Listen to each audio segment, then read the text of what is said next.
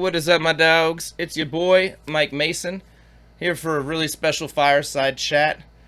We have a guest that I've wanted to have on here for years, and somebody I really look up to.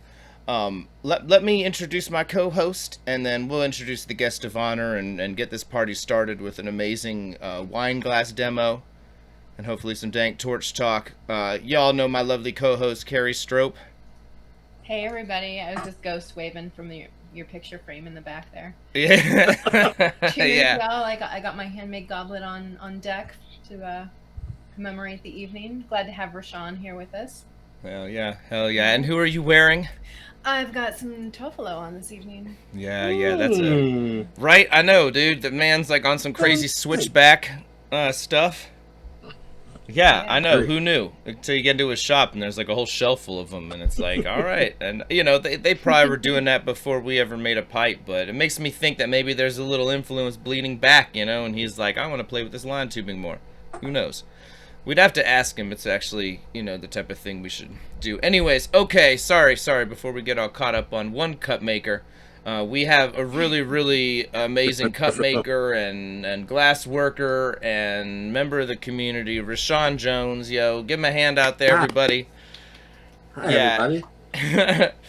Man, I really appreciate having you with us. If you could let everybody know, maybe if you could just start telling them where they could find your work, you know, where you're based out of. Give them some of the basics if you don't mind. Oh man, happy to. Happy to be here, man. Thank you, Mike.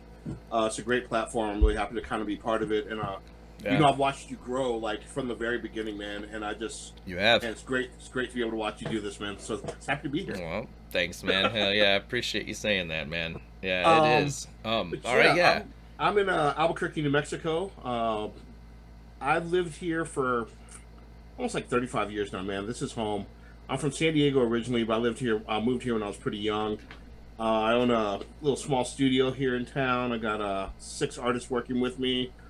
I've been doing this for about 20 years, and yeah, I just for me every day is pretty much like the first day. I'm still really amazed by glass, and really just still caught up in the wonderment and just being mesmerized by it. So, like I said, man, happy to be here. Yeah. Now I saw a cool comment. The homie, I think it was Piper Dan, mentioned that you used to do like bead shows back in the day. Can you tell us a little bit of like how you got to making glass and like what your journey has been? 100% happy to talk about that, man.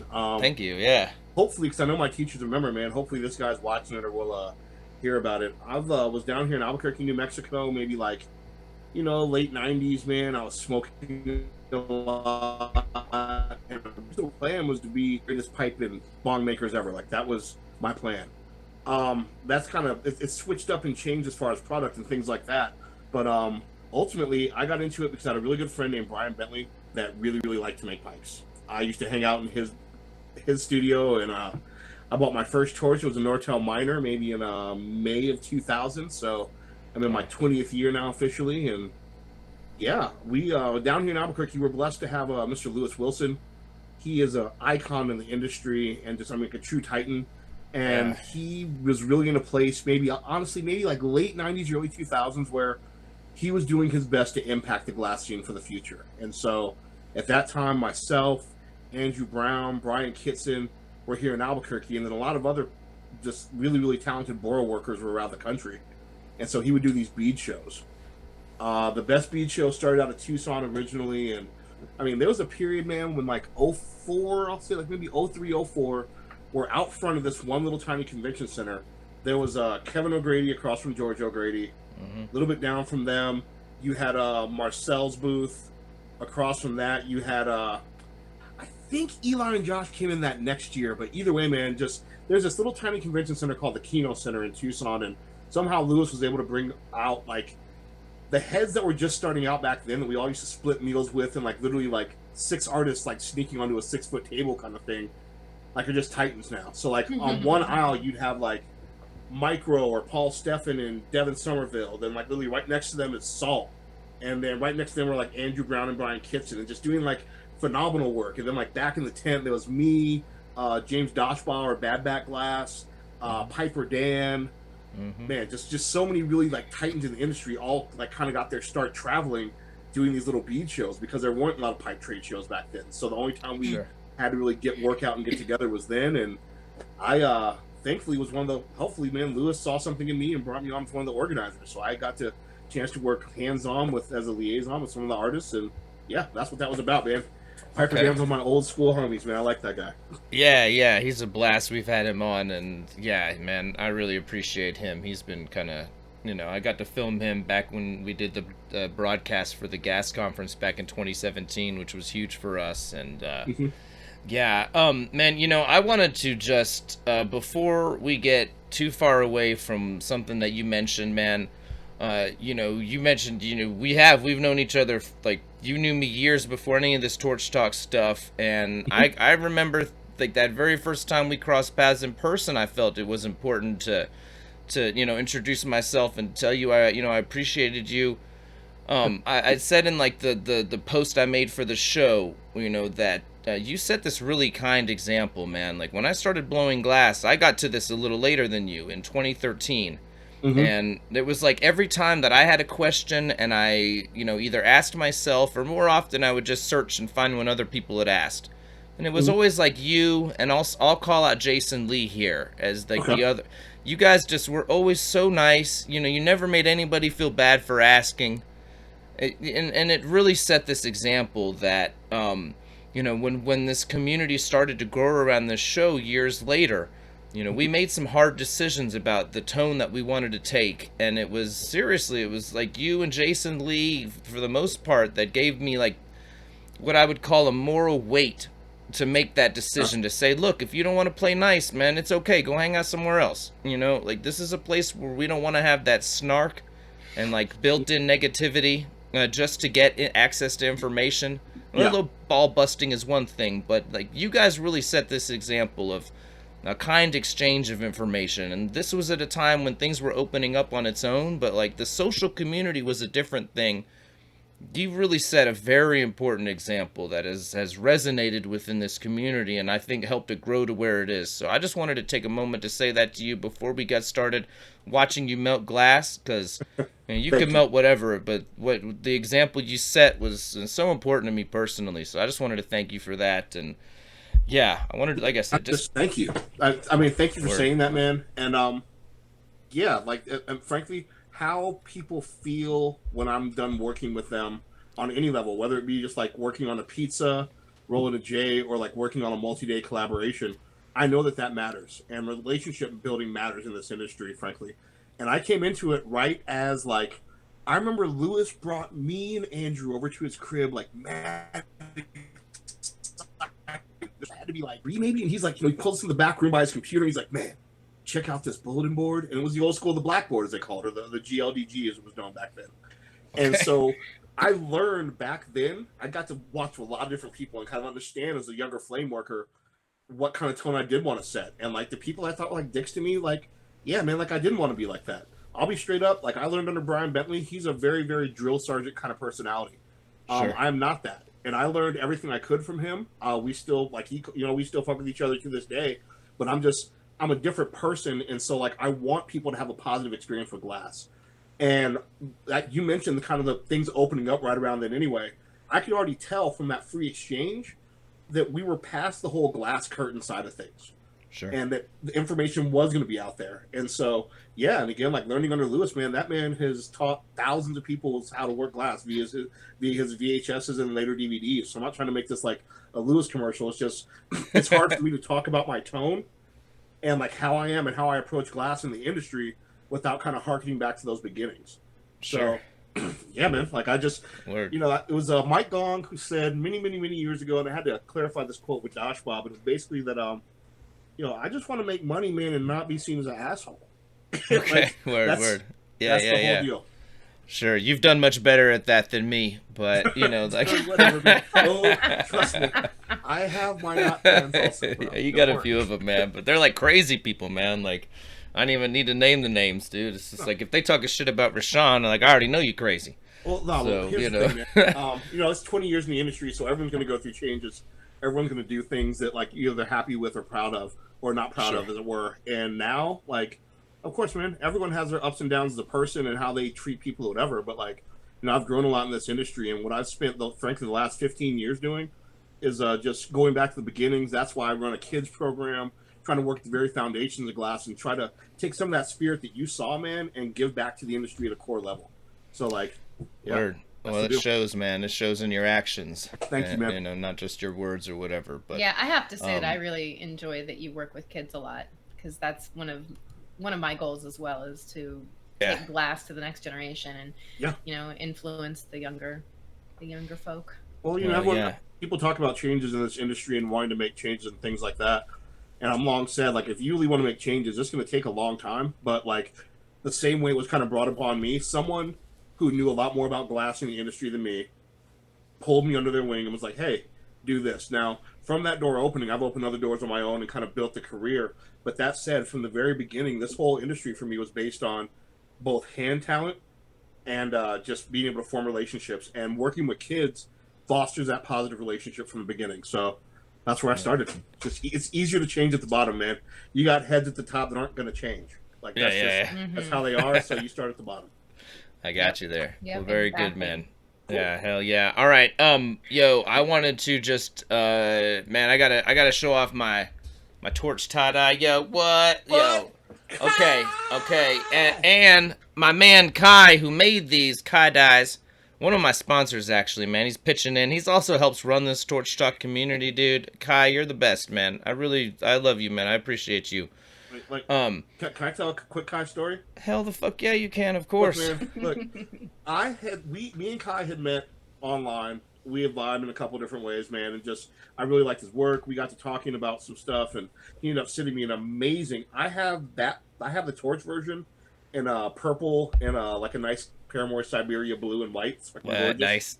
I wear it a lot, so it's dirty, so I didn't wear it. But either way, I have that, man, and we've been vibing. So when I ended up like near him, I was teaching a class at Pollock Glass back in February, and he's like, "Yeah, man, you know, I might slide through." And like, I'm not crazy. I'm like, he'll probably wear a shirt, man. I'll definitely cop that. I want to support his work. Yeah. This dude showed up and literally laced my entire like 11-person class. Like, it's like far beyond like any thought I had of like, hey man, he might hook it up, or like let's do some shirt and glass trade, whatever I was thinking. He blew it out of the water, man. He's absolutely amazing, and his, like beyond being a great person, he's fucking talented, and that works.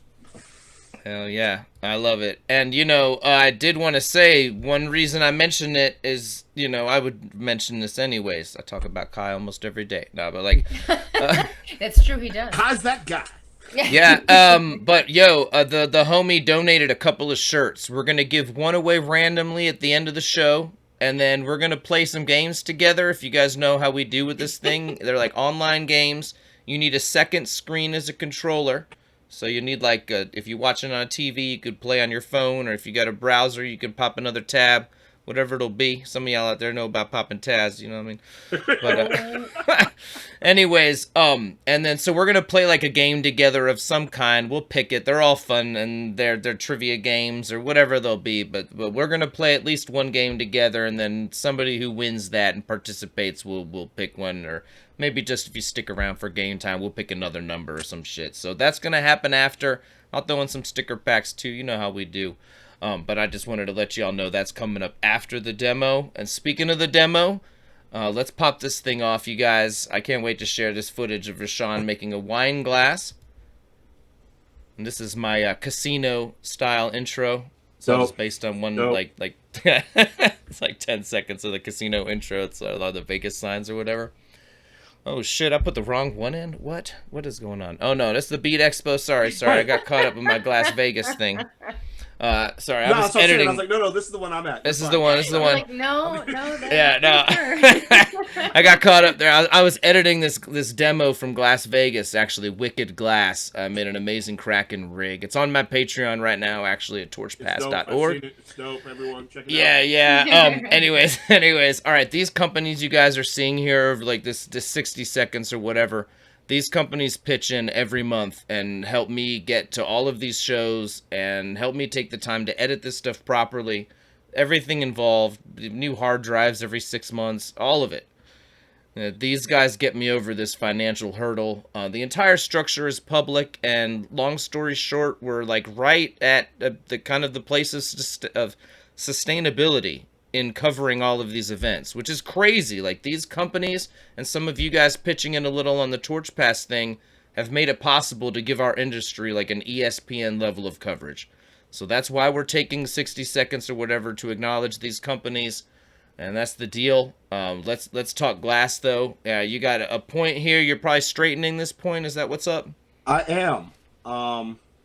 The environment is a little weird because you can't tell, but we're actually standing in the middle of a convention center in a very unconventional booth. The Carlisle design booth at the Glass Craft Expo is like right in the middle of everything because Carlisle's a huge company. Right. And they bring the CC out like we're not on the main stage. We're just off it. You can see the main stage behind us. Mm-hmm. And yeah, man, it's a great show every year. I've done this show for over a decade.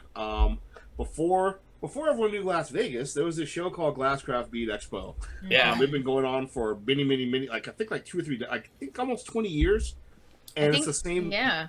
Yeah, it's the same management team that does Glass Vegas. Yes. So when they came online, like, hey, we're going to do a show. I was like, oh, yeah, you are. You folks know how to do a show. But yeah. So we straightened the point now. This is some 38 by 4. It's a demo situation, so I kind of just.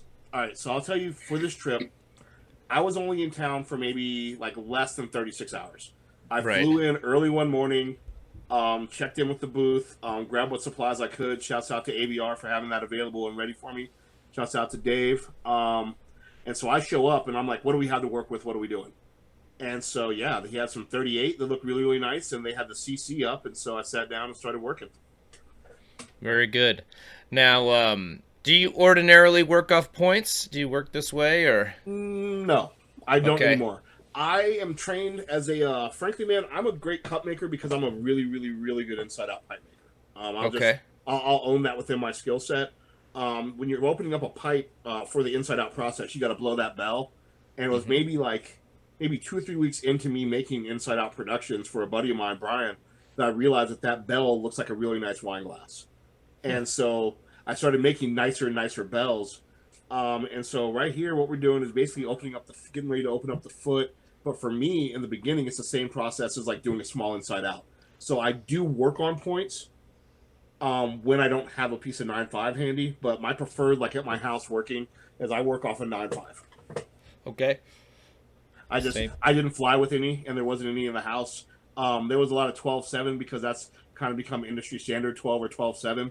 Right. But I don't like the thickness of that in my hand. I can't get the same RPMs as I can with a taper point or 9.5, so it was easier to pull a point to get this done. Cool. I was about to say, what would Roger say? Look, right, if he's saying this right now, he's like, your flame's off. I can hear it. Yeah. Losing. Where your wrist guards. You're bending your wrist too much. When I pull the point, you're not using over-under. He always has a lot to say for me. I love that man. Wow, so much critical talk.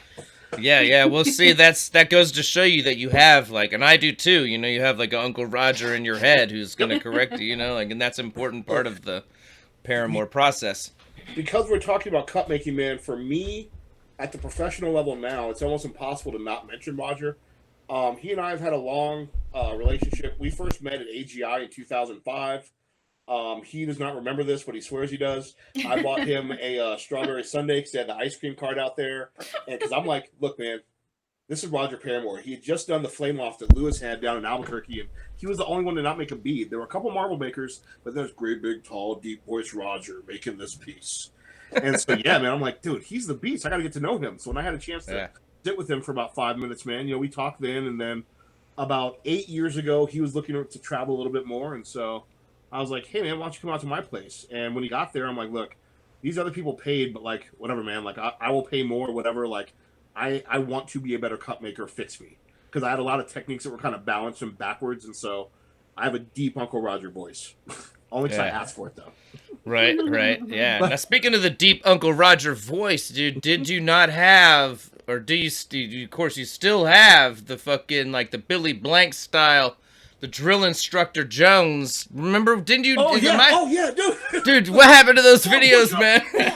Okay, here's why I had to ease up a little bit. I'll tell you. It was a Torch Talk story. I have a dude in my studio right now named Alan Chastain. He's been with me for almost 2 years now. Shouts out to Manic Glass. When he first moved to Albuquerque, or he was going to move, his girlfriend knew the cousin of somebody that knew me, blah, blah, blah, small town stuff. So we meet, and he's like, we're meeting, and like he's showing me his Red Max tattoo on his forearm, and I'm like, oh no, you're dedicated. Come fuck with me, please. I need you.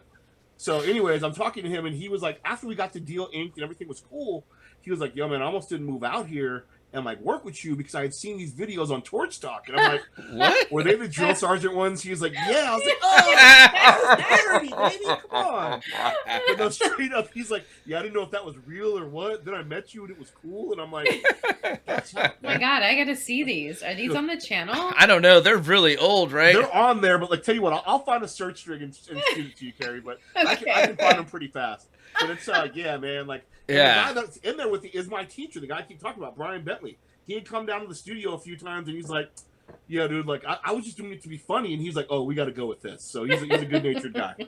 Yeah, no. Is this closed right here, by the way? Not to get too far from the glass, yeah. 100% I do mine closed. Okay. I do reverse vacuum pop. What's basically happening here is right now, at that angle, at lateral, it's heating up a gather, and I'm going to slowly rotate my hand up just a couple degrees because heat rises. What that's doing is forming a shear angle right where the sorry, man, all of a sudden my video winked out. Anyways, it forms a shear angle right there where the rod is meeting the top of that, and so I'm just collecting that slowly. And as heat rises, it puffs it out, and so it's getting thinner and thinner right there at that part. And then slowly, bow, you saw it, that bright light. Yeah. I'll tell you, demo-wise, this, man, you know what, fuck it, 20 years in, sometimes if I do something right, I'll say it. This worked out really well, but only because you were standing there and I was vibing. Because I was concentrating on talking to you, so my hands were dialed in. So, like, I wasn't thinking about, should I balance it, all these other people around, the air conditioning, the sweat in my eyes. I'm just like, Mike's here reviving, and on the audio, right now, I think, like, one of the bead ladies comes up, this nice lady, Sue Deering, and so we're talking, and I'm not about your son, and... Right, we're just chit-chatting, so I don't realize it, so my hand is just dialed, and I'm just flaring and flaring and flaring, and eventually it's like, oh, shit, so we're just not going to use the tool. We're just going to go full gravity on this one. All right, cool, then. Sure. Yeah, no, it worked out very well, man. Yeah, but no, it is that muscle memory you develop is, the more sometimes you can overthink it, that's for sure. Oh, yeah. Yeah, that's when I, as soon as material shifts around, that's when I start overthinking it, you know what I mean? Because then, and then I lose it instead of shifting it back, like sort of deal. Well, dude, it's just, I'm so damn chatty. I was raised in this era of demo artists, man. So like you couldn't just be good at making something back then. I'll say that's one of the big industry changes is that there's a lot of people who used to be good at stuff. Like now you have to be good at stuff and able to talk about it or find someone that can, that kind of thing. And so like we were all raised to like be able to talk about our glass while we were working it because of the heads we were around, man. Learning from like the older school cats, like Mylan, Lewis, people like that, they're all used to demo talking. And so, I just kind of let go and quit worrying about the glass. And the next thing you know, I used a graphite paddle rod rather at the end to steer it out just to make sure. But yeah. I know, very nice. And it was pretty classic technique there, man. Added that nice, the moil or what do you call that connecting point? The avolio at that point? Okay, gotcha. All right. Sorry, it took me a second there. I'm a little slow. No, you're fine. Yeah, and you added that first so that you have that nice structural connection point to do your magic on the foot there, right? So you can soak all the heat into that without worrying about shit coming off center and everything. Well, okay, so there's two reasons. There's that for sure. And there's also the fact that all these are done cold assembly. So, like, when I'm doing my work in the studio, I'm not doing a cup, then a foot, then an assembly, and going right into the kiln. If my hands are dialed in doing feet, and if I come in and I need to do a foot or two or three, and I'm dialed in and doing that, I'll usually spend the better part of the day doing that. And so I'll turn out like, a dozen, 15, 20 feet, whatever, because my hands are dialed in. Nice. So what that little structure does with the Evolio is lets me do a cold assembly. And so when you come into the shop, there'll be a foot, a bell, and a stem. And, people come in like, hey, I want to put that with that with that. And, so we'll kind of go from there. And so that Evolio, it gets hot at the tip and then cascades the heat down through that thinner foot or through that thinner wine glass. Because if you imagine the bottom of a wine glass, like we're forming here on the demo, that's going to end up being the bottom of the wine glass. Once it's sealed, even then, if you're precision, you're still not going to hit the dead center every single time. So you build this wider place, this wider Evolio, and then let it cool, and then come back and attach to that. Because once you heat up that center point, it's going to bring the heat back through that thicker mass of the Evolio, and then gently cascade it into the wine glass. So you can put it together. Word. All right. Write that down, y'all. Dude, you can tell I learned from Uncle Roger, bro. I got like a lot of words all at once. Let me tell you. You just got to flip it around and add the dot on the bottom, and if the dot's straight, be good. You, dude, yeah. It's funny how much it can be reduced like that, but yeah, no, because and I always cite him when I get into these like talks about molecules dancing and all this type of stuff that comes from his fundamentals talk and the way that he describes glass as a material and such. It's been an important thing for me as well. Yeah, man. Yeah. All right, and we're setting up a blank for the cup. Is that right? Absolutely. So this is gonna be the bottom. So what I'm chatting about with what you can't hear is me basically laughing and saying like, well, this is the end of the tube. Cool. I guess this is also the end of the demo, so that'll work. Yeah. Oh yeah, that's right. I don't pack a kit. I kind of just freestyle off whatever we have. The whole goal at Vegas is it's a big open show, so they have open torch going, and what that means is Carlisle will put up a booth, and then Nortel will piggyback off that. Someone will have a GTT up on the main stage, et cetera, et cetera. And so we kind of work with what we have, just freestyle it. This ends up being the bottom here, and so we're just slowly trying to even that out. As I recall, the point is a little bit short, and that yeah. So in a perfect world, you can measure the distance from the end of that to my mouth.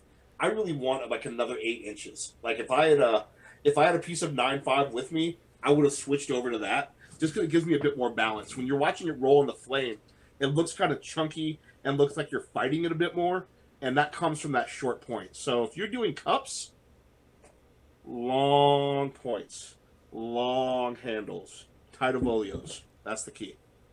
Word, I'm about it.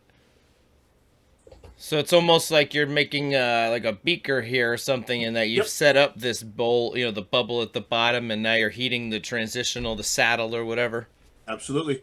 The transition, saddle, the hump, the shoulder.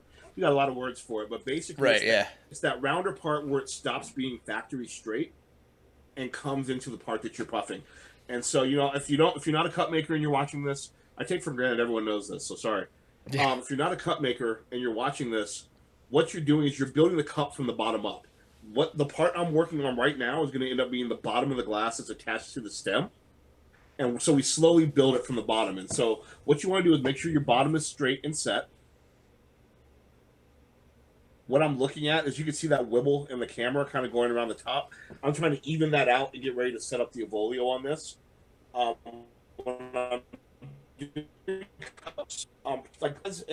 I'm saying right now, as I recall from the audio, this is one of my basic cups. By basic, I mean I sell these for between like $40 and $50 a stem. They're usually clear, or if there are color, there's a little bit of color, like a couple dots on the stem.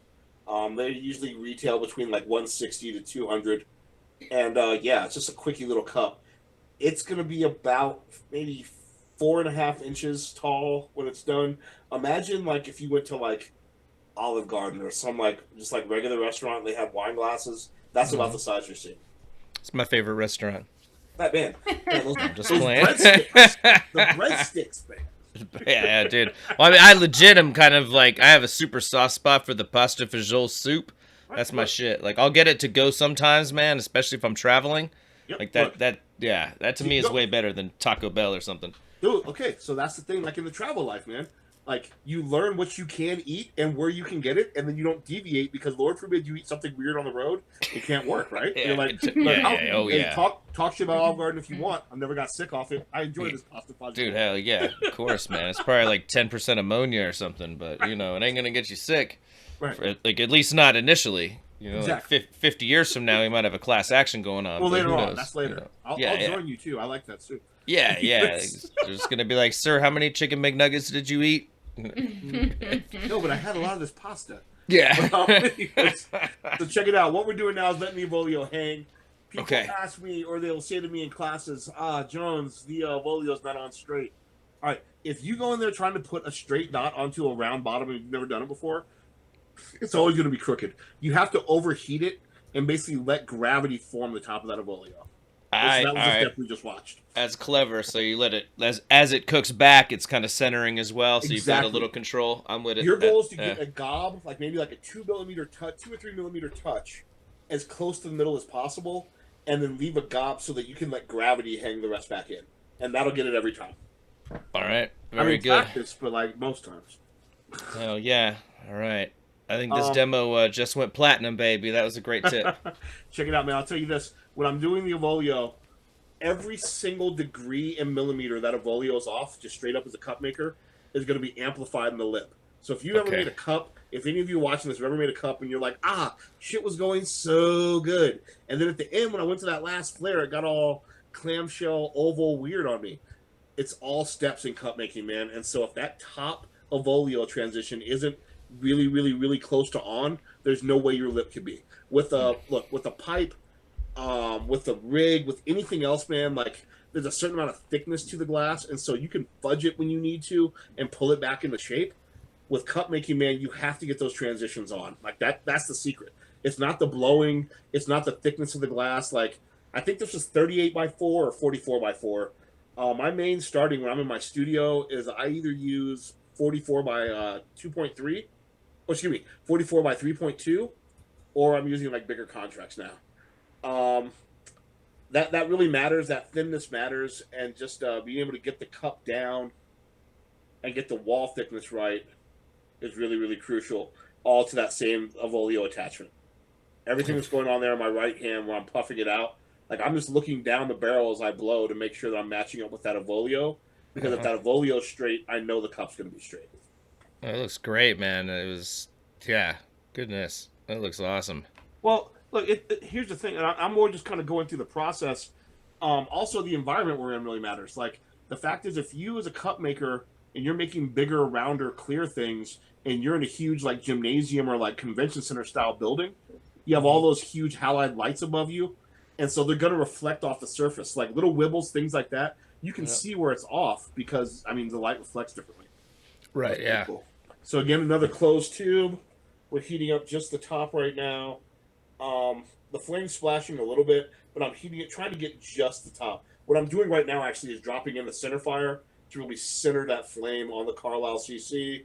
And then, you just go in and you start grabbing it. You see I'm at a slight upslope angle. If you try and do this and you're holding it down, it will never work, and you end up in a vacuum. But if you get that angle, you try and keep your rod at 90 degrees to the top skin of that. I don't use a lot of shears in my work. I'm more inclined that, like, if the lip isn't even from the beginning, we'll just spin out like a floppy bowl or something. I've gotten better about that over the last 2 years, frankly, and started using my shears a bit more. Again, thank you, Uncle Roger. These shears are nice. Really, really nice pair. And he was like, oh, you don't like them, you use the wrong ones. And so, yeah, man, I got his shears, of course. And, yeah, that's been going better. But that said, when you do that reverse pop, like, it's either going to work or it's not, like, bottom line. And so if you can get to a point where, like, you have a nice little, like, nickel-sized hole in the top of that and it's slightly round, you're going to be able to flare it out every time. As long as that Avolio is straight, you'll be able to get it every time. Nice. Yeah. And then you just gave it just, like, you had enough of it hot that when you gave it that push, it just kind of all gently relaxed into a relatively perfect top, man. Fuck yeah, man. Gorgeous. You know, really if nice I'm at home, if I was at home, I'm putting it to the side just because, like, I mean, whatever. I can critique my own work pretty well. It's, I mean, the tool marks on the top of that cup, in a perfect world, like in a whiskey tumbler or margarita glass or a beer glass, those are almost preferred. But in a crystal, like in a nice wine glass, you kind of don't want those. And that was just a sign that I wasn't working quite hot enough. Okay, you know, I'm with it. If you're finding tool marks, if you're a cup maker, this is more like towards the intermediate side. If you're a cup maker and you're finding a lot of tool marks in your shit, it's because your shit is too thick and it was too cold when you worked it. So that's just how it happens. You end up kind of cutting a groove basically into the inner thin wall, and you just want to just try to avoid that. You can avoid that by either being hotter or moving faster with thinner glass. Okay. Nice. Yeah, I got to give a shout out to Jason Harris, man, a.k.a. Jerome Baker. I spotted him in the background. Yes, sir. Yeah. Old school Titan, dude. He's like, I'm telling you. Okay, so like he was down in Albuquerque for the Flame Off. Like, I don't know if you ever checked it out, man. Lewis ran this Flame Off back in 2000. There's some really, really great archive pictures where you'll see like literally like some of the most famous like pipe makers right now being like young, insecure, crazy kids. Now they're all young, insecure, crazy adults, but that's cool. That's not the point.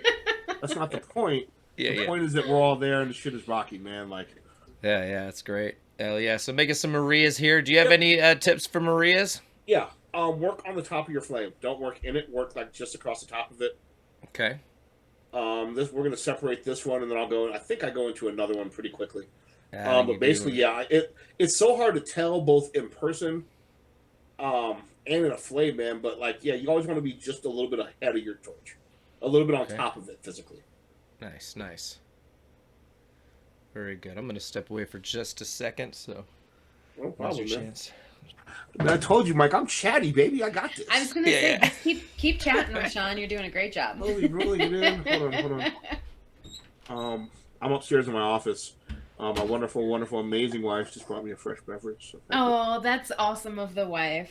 Simultaneously, she's trying on new dresses, so that's cool. It's like hey, check this out. And I'm a little fashion show. Like, what do you think, baby? You know what? She's an attorney, so she works from home a lot. I work from home a lot, and we don't have boundary issues until we both start working from home. And it's like, no, I'm talking to a lot of people here. I can't. I do like the pocket stuff. I love the pockets on the dress. I do. Women love pockets too. We're all about the pockets. You know how hard it is to shop for a dress because you don't have pockets. If you find a dress with pockets, I have a rare fashion tip. Oh, nice! A rare fashion tip in the middle of a torch talk demo. Listen, dresses with pockets over dresses without pockets every day. That's it. Yep. That's it. I'm done. Thanks for coming to my TED Talk. My SO just brought me another beverage as well. Yes.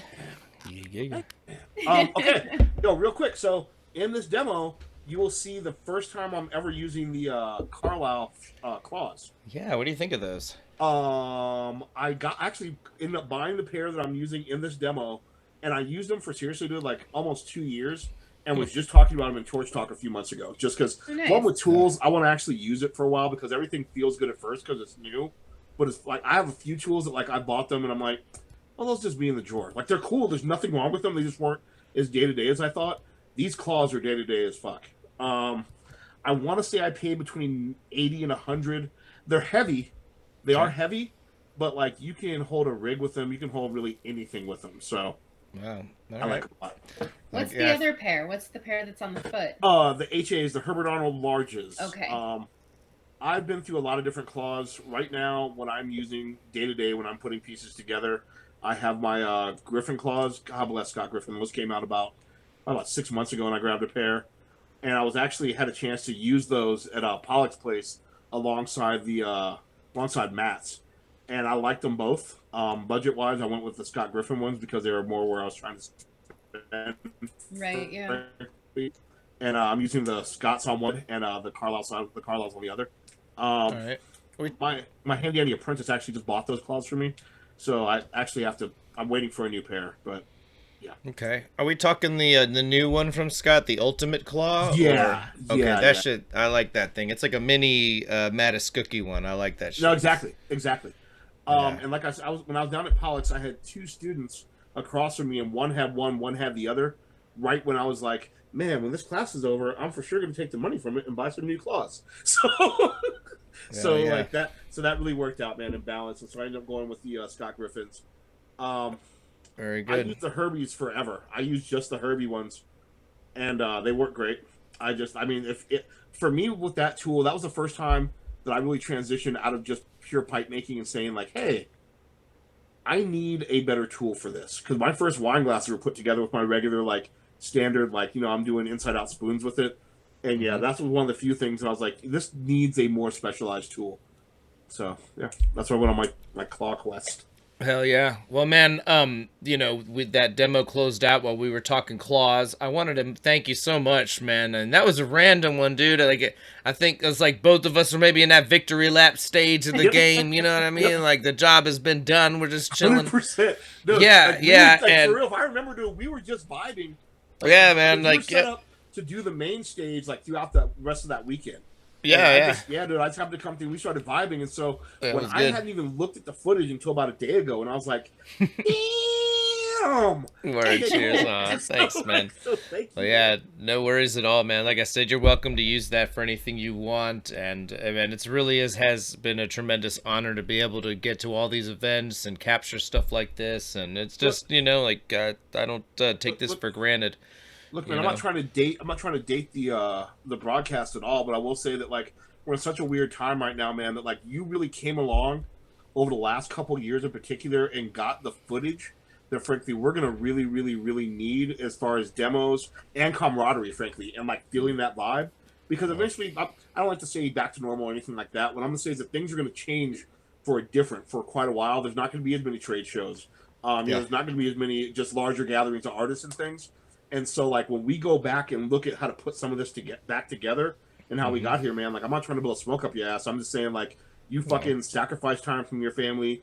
You did the work. You built the relationships. And you literally have, like, the archival footage that we're going to need for some of that shit. So, please, that's what I mean, man. When I say keep doing your thing, that's specifically what I mean. Keep doing Thank you, man. Yeah, no, I fully intend to, and we are in a good spot. It's just what you said, man. And just what I was saying, like, I have not taken this for granted, man. If the torches have been on, I've been filming. Right.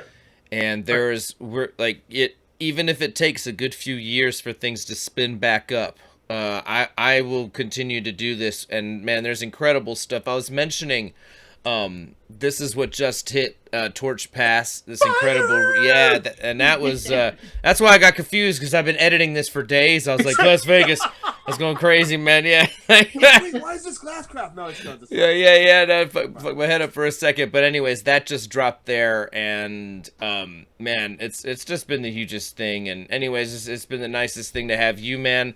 Okay, I did mention you guys. Throw some numbers into that chat. How many are with us right now, Carrie? Could you remind me or tell me? My computer says 95. But all right. People watching this? Yeah. Dude, usually it's great following. Yeah, thanks, man. It depends. If there's like a fish stream or something, we'll be like this, man. But like if like they're not doing their thing, man, like it'd be like 150. It depends, man. It just depends on what the content is. And I like it. Yeah. So guys, drop a number in there, 1 through 150. And like I said, yo, if you weren't here in the beginning, yo, I'm wearing one of these. Look at this. It's a fucking torch shirt. That's the torch, yo. We're just watching the demo on. And that's made by Kai Dyes, man, the homie. He's in the chat. So yeah, drop those numbers and we're going to randomly pick somebody to get a torch tie-dye, and then I'll link y'all up, and I assume he'll let you pick a size or whatever. It's like not going to be like extra large or whatever. What numbers did you say? 1 through 150. Okay, all right. They're coming in, yeah. So the numbers are coming in. Plenty of time to hot and heavy. To chit chat. Yeah, we do. Yeah, man. There's like, gosh, was there any news? I don't think so, man. I'm happy to have you, Rashan. You really are, man. Yeah, you got a lot of folks in chat talking about Rashan the OG. He was my first mentor. Rashan's awesome. Such a good dude. It's like just at this point, I'm just happy that look, man. When I first started this thing, I was my son's mother had just passed. I was a solo dad. And I was just looking for some way to pay the bills and be able to not miss field trips with my kid. And now that kid is going to be 20 literally next week. Shouts out to everyone that supported my career. What do you do with the money? My kid's about to be 20, man. Thank y'all. Now I'm married. We're in a different situation. I have another child.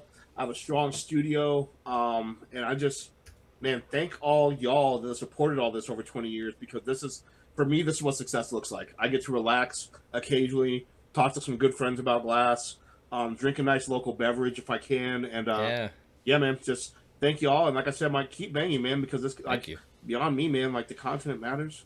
Just have to do this.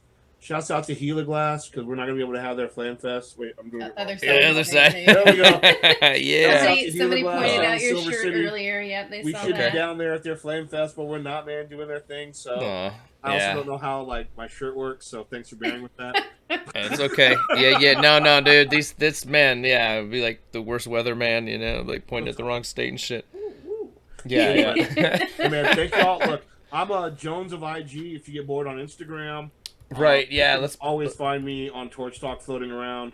My Facebook page is public, so I don't know if you can friend me or whatever, but you can see all the bullshit I post really easily. So feel free to pop by there, and or drop me a line, man. HighDesertFlameworks@gmail.com. I'm in Albuquerque, New Mexico. We I love it here, man. Come by anytime. Oh, look, that's dope. Well, we're live. What? That's you. Yeah, look at this picture, dude. This is such a great picture, man. I mean, with the local soccer team, and so we're able to kind of go out, do these huge demos and like tailgating events with them. Shouts out to United. That's where we're at now, man. We enjoy the hard work. We're on more of a corporate side of glass as far as like what we appeal to, and we're loving that. We work with a lot of local breweries. Shouts out to Boxing Bear. It's like a big commercial. Sorry, man. Yeah, dude, no. Tell us about your life and the things that you're happy to connect with, man. Like, I'm happy to have you on, and shout out all these people that are important to you, man. Thank you, man. Look, my feed is taking a weird turn recently just because of like current events, but like more importantly, man, I like this right here. Like to be able to like take 24 karat gold, trap it under some silver, make a nice 22-ounce pint glass, and like for me, it's about numbers. So like, in a good day, if we can get through like 6 or 8 of these, and I say we, I mean like me and the rest of my shop mates, in the midst of doing everything else, like that's a good production day. I am thankful to be able to be a work from home dad mostly right now, so I'm only in the studio maybe 3 or 4 nights a week. I have an amazing team that hold it down. Shouts out Mac White, Mac 11 Glass, Coulter, Dabber, Duke City, all the guys, man. Denial Glass. We have a lot of really, really, really just amazing people that come through the studio all the time, and we're thankful. We have a great big 10-foot bay, like a storefront. You can walk up and check out work we've all done. Literally pull up a bar stool and pour a local beer if you're into that. We keep cold water if you're not, and always welcome to come by the studio. We're a real social group. Yeah, man. This is a lot of what I've enjoyed following over the years, man. Dog. Is this the dog with the following? Yes, dude. Okay, so that's Lucille. She's far more popular than any of us. She is amazing.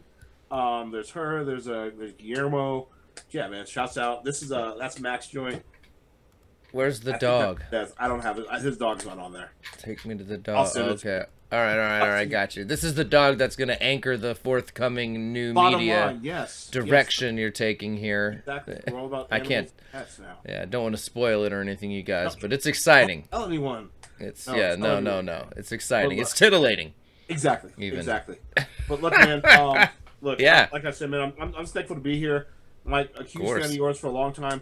Carrie, so like I figured out that y'all were together, like you and Mike at the time, like way long after y'all were together and shit. So I'm late to the game. I was like, who is this amazing woman who was holding him down? You should really holler at her because she's running this shit right now. Oh, you already did that part. Okay, cool. Yeah, I keep him chained up in the basement between Tuesday night shows, so there's no Let him out for interviews, occasionally to pee, and right back down there, man. Yeah, come back up. You have a good idea, young man. Yeah, cheers, man. Yeah, no, I appreciate that. Carrie is very good to me, and man. Yeah, no, I love each other. Yeah, I love my life here, Carrie, and it's man. I mean, she's been a great co-host, but really, for years now, she has been breaking her back right along with me at these events, and it's that's what I'm saying. That's how I met her. I did not know. I was like, yeah.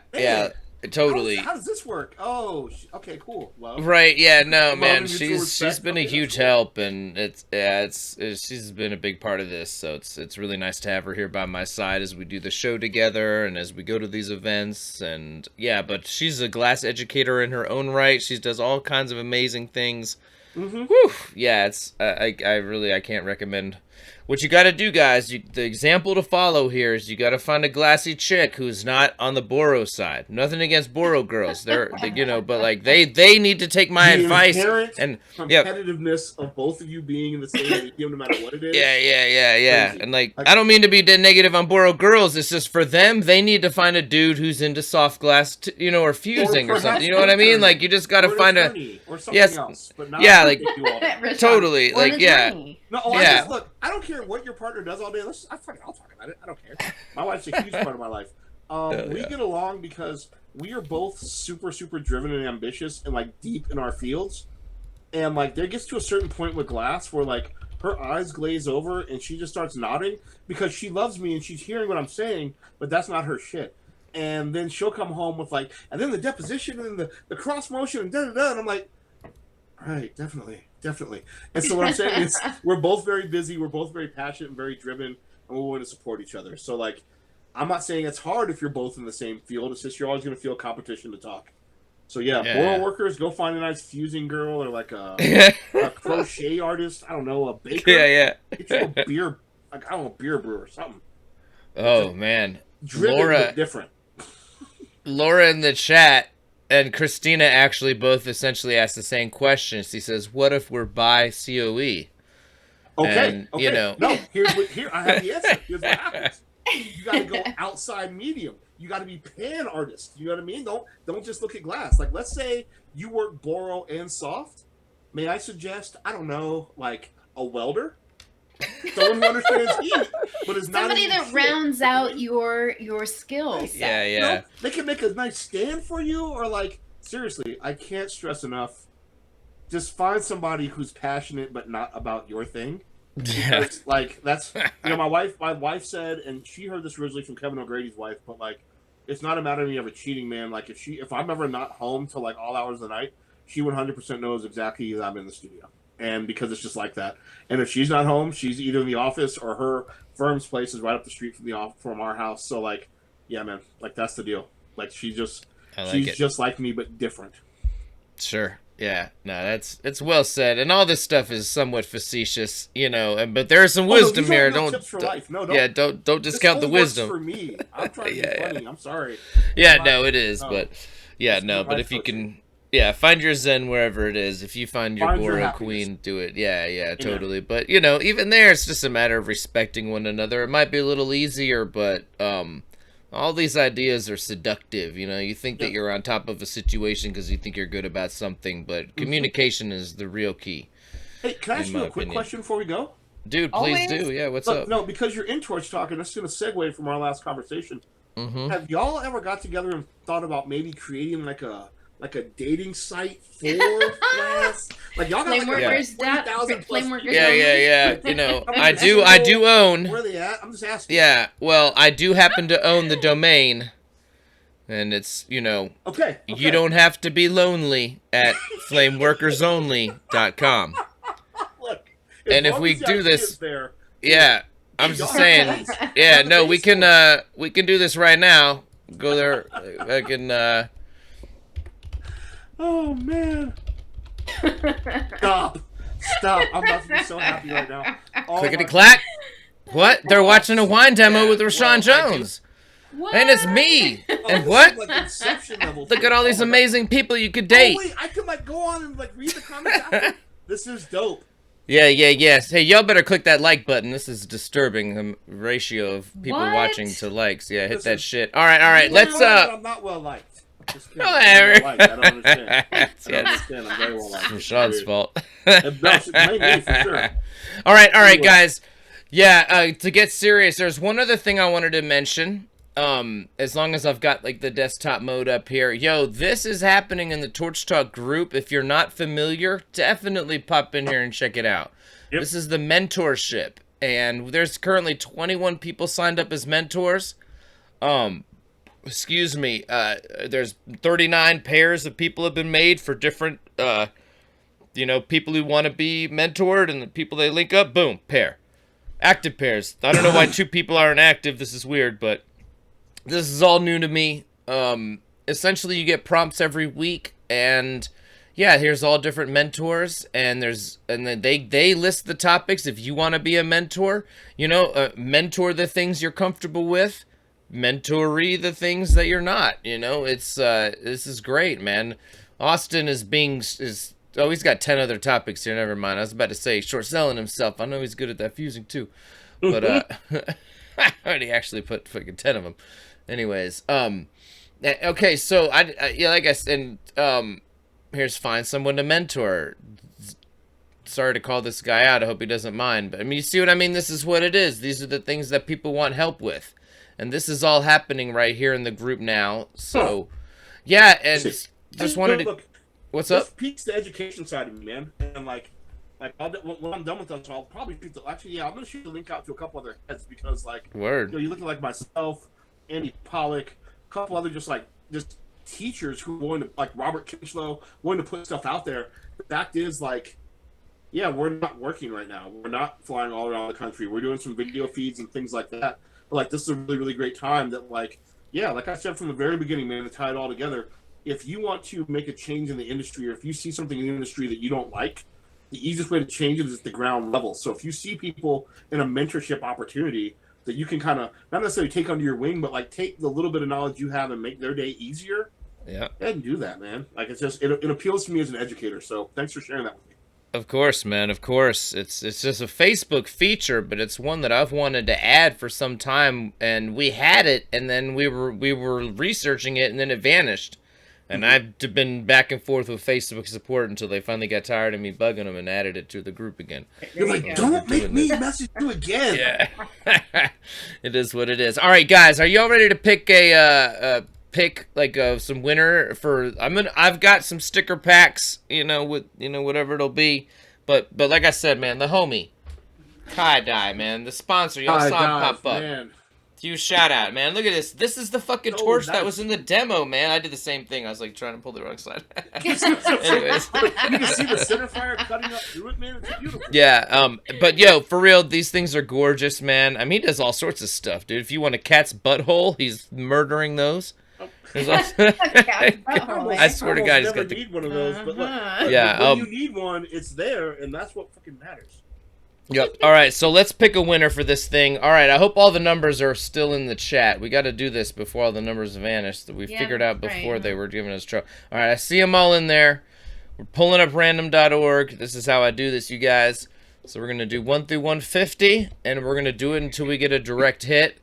I assume you guys have all self-policed and anybody who picked doubles. Of policing. All right, good. I mean, I'm just saying we gotta like defund the number police, but we also need. No. Give them beers, lots of beers for the number. Yeah. No, not to get all into it or whatever, but it's a difficult time, Like I don't want to get all heavy on the show or whatever, but as long as I have you, Rashan, is there anything that you think the community needs to be doing better right now?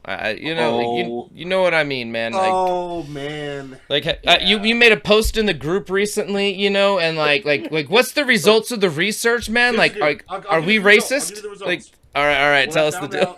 Was that you're in a very, very human-based industry? Yeah. And the issue was for me over 20 years, I haven't necessarily been like, fuck it, man. Let's talk about it. I haven't been here hiding out by any means. But I've been saying this pretty clearly over the last few weeks when I've been asked. For me, glass has always been a meritocracy. And what that means is if I work hard in the studio and get my hand skills up, there's some people that learn techniques right away. There's other people that have to bang their head against the wall to get them, but they do get them. I'm in that second group. It takes me a long time sometimes to get where I'm going. But I've never felt like anything about me culturally, the color of my skin, my background, anything ever helped me or hurt me within the glass game. It was always about what I could make or not make, etc. Like what came out of the kiln and was always the bottom line. Everything else is just extra. I like that. What I've found, and let's be real, I could have over the last 2 decades probably made more on marketing. One of the most talented African American flame workers in the country, but that's never where I've been. It's not what I've been about. It's always about that meritocracy, what comes out. And so the direct question was like, oh man, is flame working racist and shit? No. Yeah. I found out that flame working is habited by people, and people are sometimes bigoted, or sometimes people are sometimes racist. But overall, man, like I've never gone anywhere and not felt safe. I'll be frank, I'm 6'2", like 250. Like I'm a big dude. So like maybe that's part of it also, but like ultimately, no man, I feel safe anywhere. I don't feel like when it comes down to basic stuff like booth fees or airline tickets or hotel stays or anything, I don't feel like I've been subjected to any systemic racism within my life over that. And so overall, man, as far as like how I feel about like that question I asked in Torch Talk, no man, we're all just human beings. And I was the one who was kind of ignorant and thought that like everybody was always going to feel like me. There's for sure people who don't feel like that. I've been shocked at, frankly, the amount of anti-Semitism and stuff that like I've seen, but not like in Torch Talk. I'm not down talking your platform, anything. In fact, you eschew all that. You literally, anytime that even comes up or seems like it might, y'all do a really good job of making sure that that's not something. I'm glad you see it that way. You do actively give a fuck. Whereas there's other forums, man, where like people just say whatever, and like, yeah, dude, like I've had to be on like Instagram feeds with like people that like I have broke bread with, like really good friends, and like seeing like their collectors and followers like disparaging people, my race, things like that, and I'm like, I I didn't know. I was just trying to pull a straight point. So that's how I feel, man. Like, no, I'm the one that had to backtrack and be like, no, I had this like rose-colored glasses, didymium-colored glasses over for the last 20 years that made me feel like that. Yeah, everything is safe and cool, and for me, everything is. But like, I'm not the spokesperson for like black people in the community. I'm just me. Yeah. And when that comes down, ultimately, yeah, man, I found out that like, yeah, it turns out there are some people who would rather not work with me because of the color of my skin. But like, I'll be honest, man, no one that was like really good. Like, there wasn't anybody like really good. Okay, you know, word. Like, yeah, I mean, I feel like those are the people we asked years ago, or that you never made it to our community. But right. you know, again, that's you know, okay, I was mentioning earlier about something totally different, but I was mentioning seductive ideas. Like, I think I'm good at this, or I think that we've been aggressive about this, so I need to. No, that's a seductive ass idea. That's part of the reason I asked, because like you know, if you just don't ask, man, what the fuck? Yeah. And look, you man, know, if there was there's so many glass programs that heads that don't know about that they're going to hear more about, man. Mike Souza has been running Glass Roots out of New Jersey for years and years now, man. I got plugged in with them through Jake Moskowitz. I know that Slinger and a lot of the Philly heads are about to get down with them like super deep. But basically, you have Tracy Churchman, who's doing amazing work out there in Maryland. And when I say amazing work, here's what I mean by that. I mean that whether it be black, brown, white, whatever, they're going out of their way to bring people into the industry that wouldn't ordinarily be able to be there. And I don't know if that's why Lewis pulled me in. I don't know how this works or whatever. I know there's no affirmative action for buying propane and oxygen. I know that it's all about, like I said, man, what we go back to is the meritocracy and what we can make. But, like, I've had a lot of people, you know, like typically flame workers who've been in the game for quite some time. I know Rogers asked this. Ram has asked this. Like, yeah, how come there aren't more people of color in the industry? And flat out, like, you know, I got into a debate about a week ago about whether or not we were a privileged industry. Well, okay, yes, but only because just the money required to buy like a miner and a couple sticks of glass can be daunting to someone who has nothing, because they can just go get a pen and paper and express themselves. But that said, what we've done back here, this goes back to what me and Carrie were talking about as far as working with kids.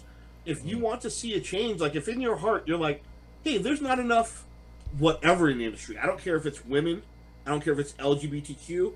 I don't care if it's blacks. I don't care if it's Jews. I don't care what you're looking around the industry and thinking there was more of.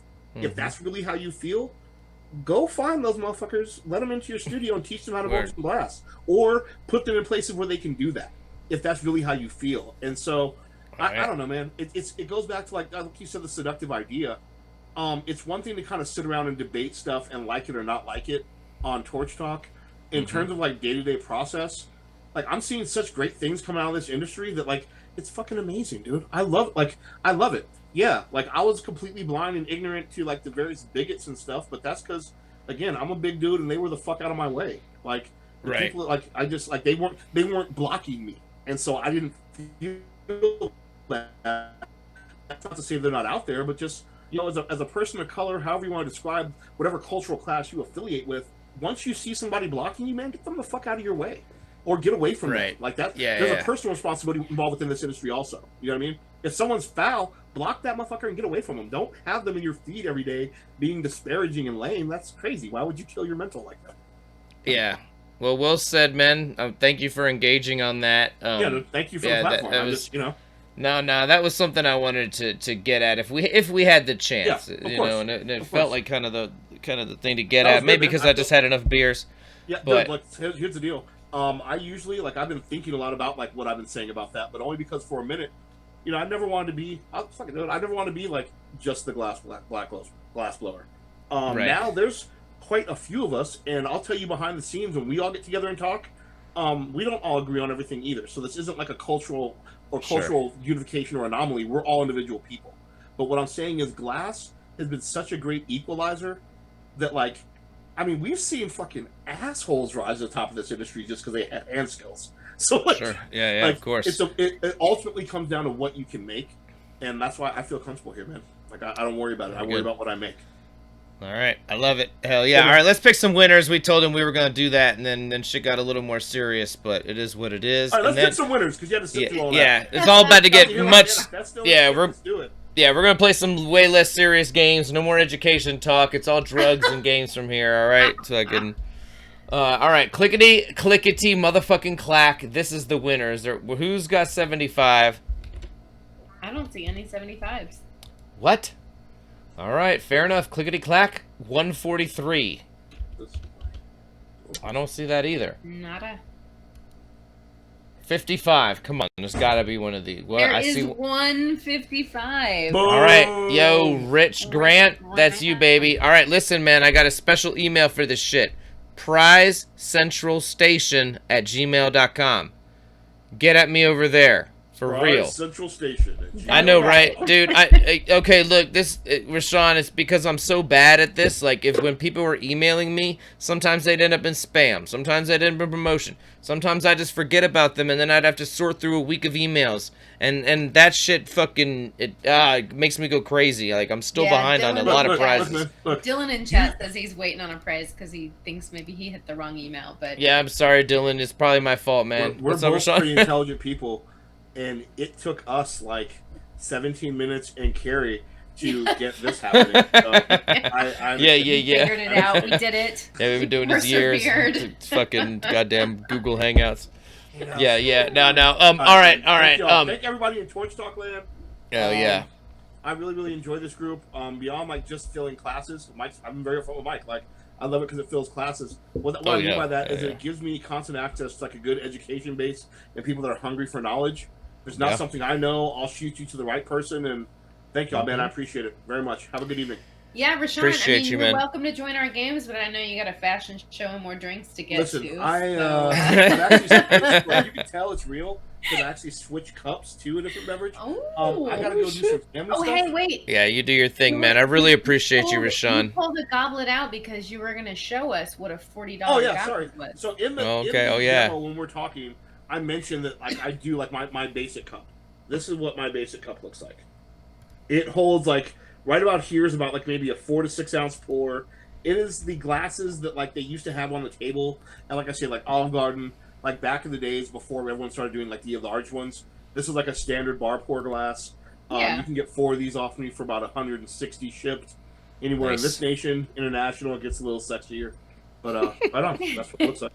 Hell yeah, dude! Thank you so much for joining us. Thank you for letting me put a camera in your face. Thank you for being my friend. Thank you for everything, man. Most importantly, man, right now I know who my friends are in this industry. I'm happy to call you one. Salute, man. Thank you and Carrie. I appreciate y'all. Much love, homie. Have a great rest of your evening. Thank you again for joining us. All right, we're gonna get these games popping. Yeah, I don't know if anybody had a request about games. Yeah, anybody who won in the past and hasn't gotten anything. PrizeCentralStation@gmail.com. Just remind me of exactly what you won. I will let you know if your shit's already been shipped or not. It might not have been, because yeah, that's why I made this email. Like I've been going crazy. Like I would just it adds up on me, and I'm just not good at dealing with that shit. So bear with me. Nobody, if you won something on this fucking show, you're getting it. I promise. Just might take a while. I'm not good at this shit. All right. Yeah, let's get some games going. Pop up Steam. That was great. I really appreciate Rashan. Yeah, that was a good time. There were a lot of appreciative thank yous in chat too. Very good, good, man. Rashan's great. He really, I'm not kidding. You know, if you weren't here in the beginning, I was mentioning about how when I first got into this, it was like him and Jason Lee. There were other people, but like him and Jason Lee really stick out to me. They were always helpful, never negative, never made anybody feel bad for asking a question. That example really played out as we determined what direction this Torch Talk community was going to go. And, you know, for whatever reason, I know a lot of you guys, you know, part of that community because you watch the show and you're part of this crowd now, and then a shitload of other people showed up because it was just like they were like, Torch Talk, I want to talk about torches, and they never knew it, you know what I mean? But like as it got so much bigger and became this incredibly active place, you know, like we very quickly realized we didn't like this dogpile effect of people being negative when questions were asked. And when we really were like, fuck that, it was because of people like Rashan. pretty much just Rashan and Jason Lee. There were a bunch of other people, but like the people who were doing it all the time, consistently, with the weight of that people who've been doing it a long time. That OG weight, or whatever. It means a lot. Let's pick another winner here for like a dope ass sticker pack with some million shit. Because I love y'all for being here, and then we're gonna play some games. And he said Jackbox 5. Jackbox 5? Okay, I got Steam up now, so let me turn the volume down here real quick while I get that motherfucker started. Carrie's gonna be low for just a second. I just want to say thank you, Hanoon, for your help in chat. Alright, Jackbox 5. That is, you don't know Jack? No, I don't know about this. That's Mad vs. City. Out the gate. I don't know about that. They're talking about. Yeah, that's a little bit later. That's a little later. I think we're gonna do the classic. People, so we want like at least 16 people to be able to play, right? Like your bracketeering or your. Oh, what? I guess I already got it down with the mixer or something. Oh, here we go. Excellent. I didn't have to do anything. All right. Let's pick another thing, though, here real quick. Like I said, just for you guys who tuned in and stuck with us. Clickety-clack. What's up? 31. Yeah. 31. I see a 31. Where it at? It might not be in the chat. No, it's not. It's another thing. Here we go. All right, 118. I have a Justin Fish. Yeah, Justin, get at me. prizecentralstation@gmail.com. Just remind me that you won like a sticker pack and with Millie and stuff. Be like, with Millie. You said with Millie is what you said. Okay. You said with Millie, you bastard. Just tell him whatever you want and he'll believe it. Give me the Millie. Yeah. So the guy that was asking about Jackbox 5, he said maybe it was Jackbox 3 he was thinking about. Oh, well, it's too late. Here we go. Okay. Oh, it's the trivia murder party.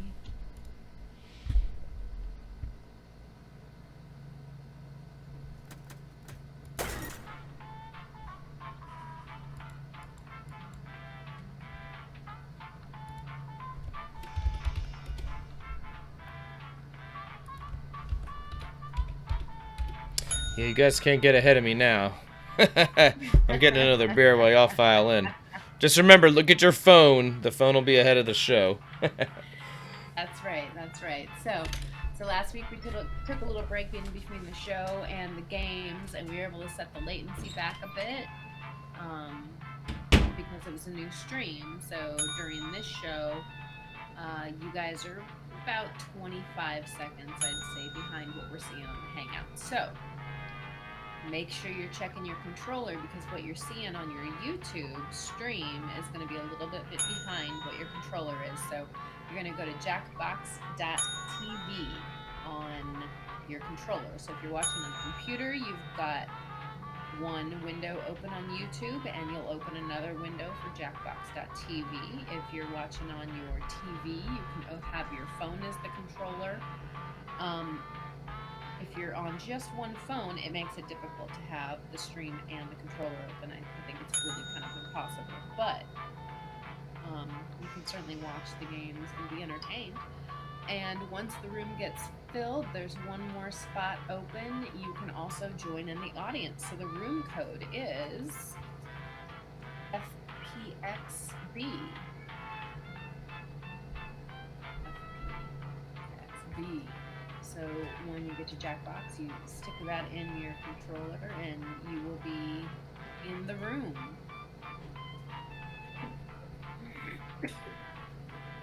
Thanks, baby.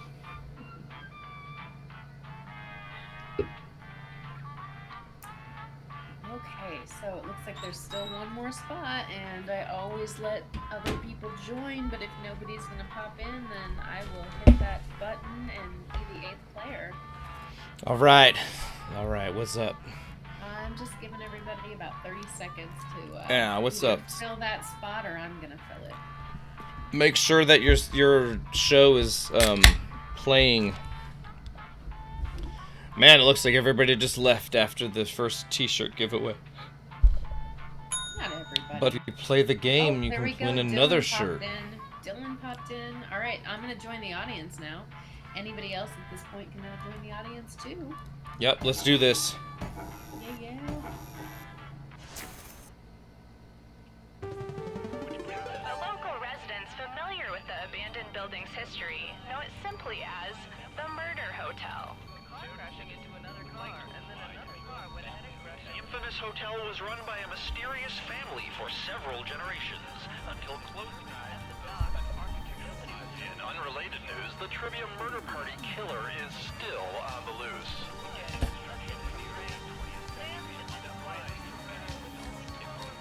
Up next, more murder.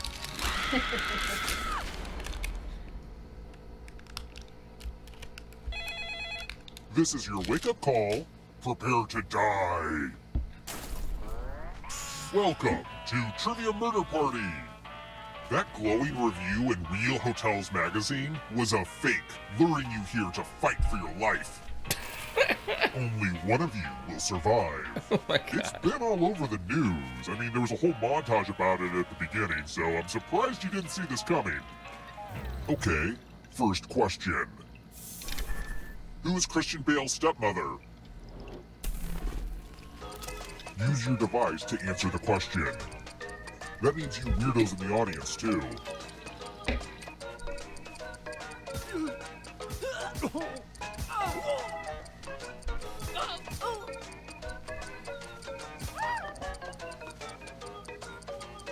Where's The Rashan when correct you need answer him? is, who got the question right? You think he'd know the answer? Is that what you're saying? I'm just playing. Everyone Like he's is so into wrong. Christian Bale. Time for consequences. Welcome to Room 101. It's time for some pegging. Yes, Okay, now that we'll I've said that die. out loud, it does sound weird. You're going to drop down this board and try to avoid the death zones. Okay. Let the games begin. Pick a spot to drop from.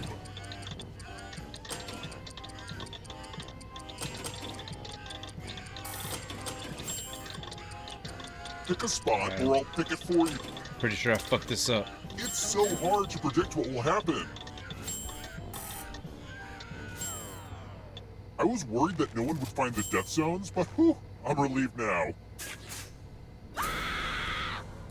Oh no!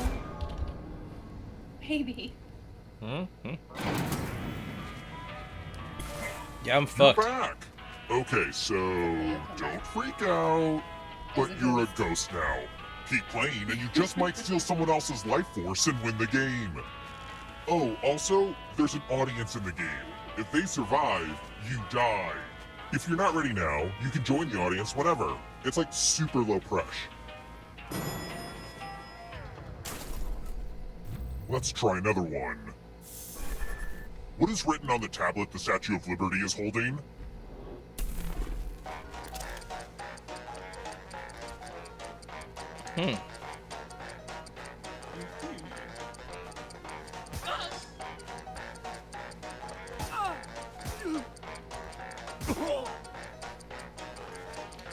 Feel like I should know this, but not really into statues.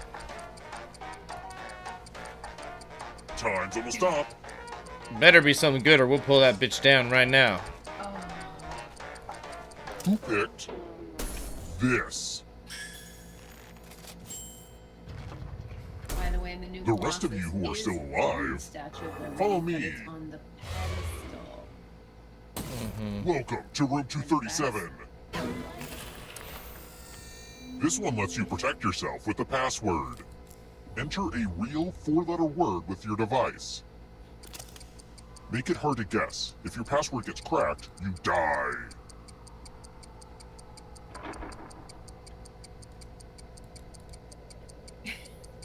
What? Come on. I wonder which one it's gonna be. Now everyone else will try to crack the passwords. As a team, guess either password on your device. You get a clue if your guess has a letter in the right spot. I will reward you all for every password you figure out in time.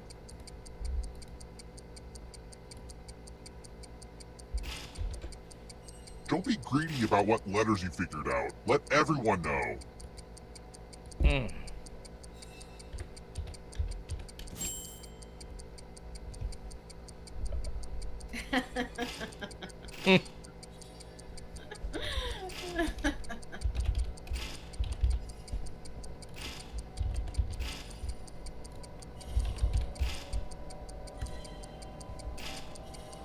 Time's almost up.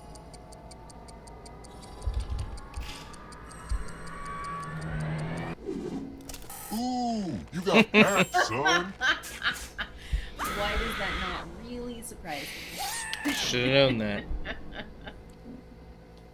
It's late night game crowd. Someday I'm gonna be famous, even if it's just on the internet.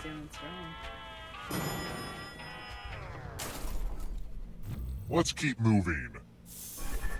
Which came first?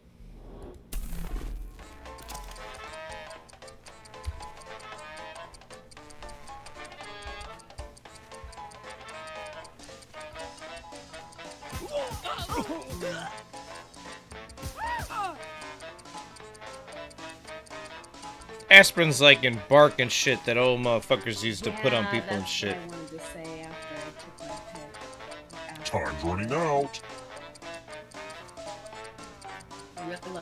Willow tree. Who picked FYI. this? In case you weren't aware. Bam. Called that shit. Yep. Come with me. This game's Let's ridiculous. get our math on. Salicylic acid. Do as much math as you can before time runs out. If you do the worst, Right. you Who's good die. at pressing numbers? Let's go. Damn, I didn't even get to pick. What the hell? You're still a ghost, baby. I know, but it gave me the chance to pick. It just didn't give me very long. Oh, butthead. I had an uncle that was a math teacher. Nope, sorry. I had an uncle that ate a math teacher. Only time for 1 or 2 more bits of math.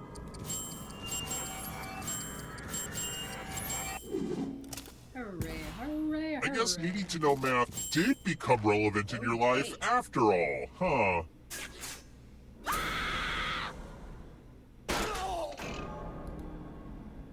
Oh, another ghost. Yeah. Join the ranks, son.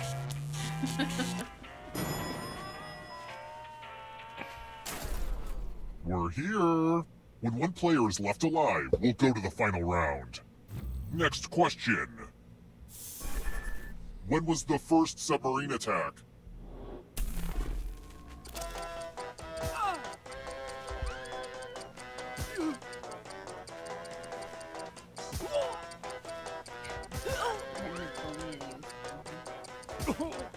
Ain't no Napoleon run this sub game.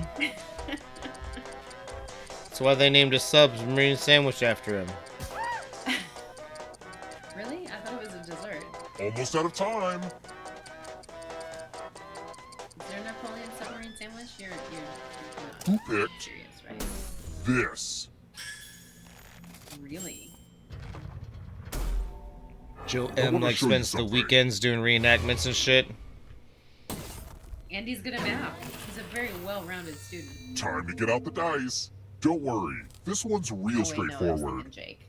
The player who rolls the highest will die. Excuse me. But we've got some help to make this more interesting. You have an extra die that you can give to whoever you want to make their odds worse. Sorry, Jake. You were too good at math. Roll the dice. The player with the highest total dies. Uh-oh. Uh-oh. Uh-oh. Jake's Oh, no. slow rolling us here. It's like, fuck you, Mike. I'm gonna just go take a dab. Hey, that's dice for you. Sorry, dog. Oh, well. You had to go to the bathroom really bad or something.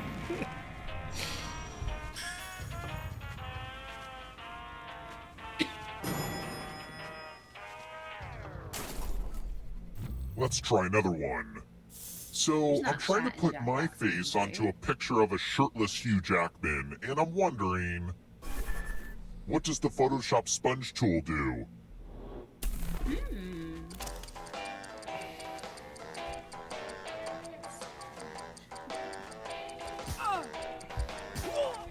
Finally, a question right up my motherfucking alley. Yeah, I would think so for me too, but none of that makes me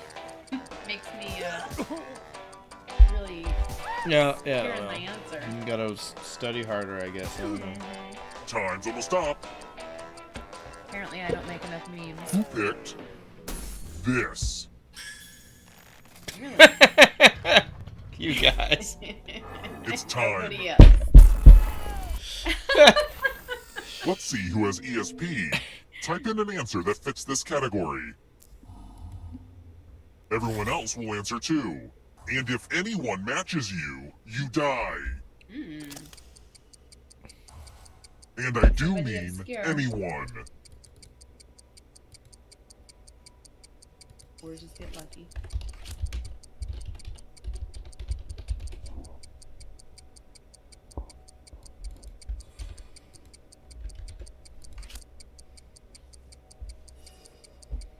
Can't be expected to know all these fantasy characters.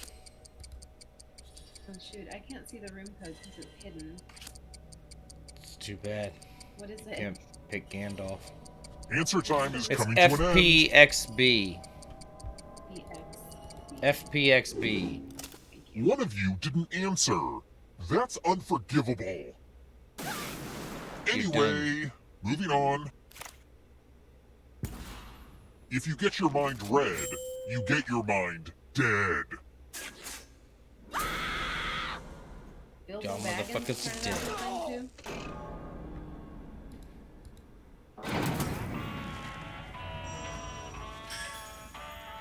Ah, crap, I killed everybody? I guess I'll bring one of you back. It's kind of arbitrary, but you had the most money. Anywho, the time has come.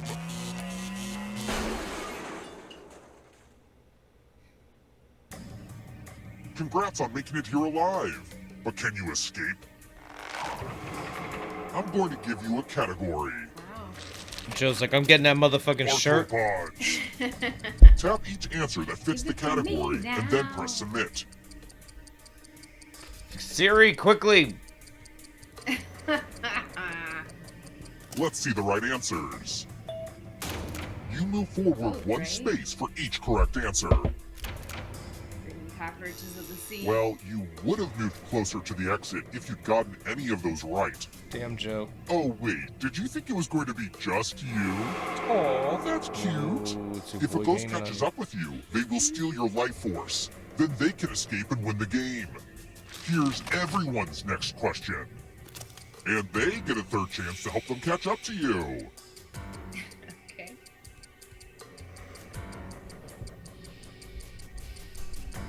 Time is almost up.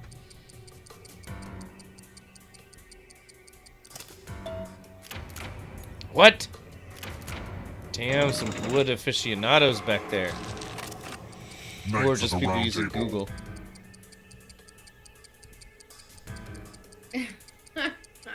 Sir Granger, give us your industrial parts. Sir Malfoy. Where's Sir Potter and Sir Weasley? Damn it, I fucked that up. That is where I knew that motherfucker from. They got me with that Gotta shit. get some harder questions. You know what? I assumed Granger was one of them. I'm still gaining. Malfoy was like, not both of them. Antelopes.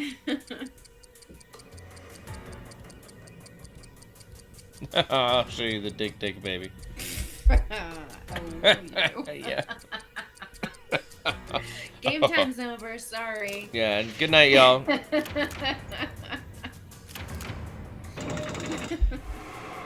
That ghost can smell your life force. Look at Joe, I'm taking that tie-dye shirt. Uh-oh, here comes trouble. I think I'm playing. Here comes the darkness.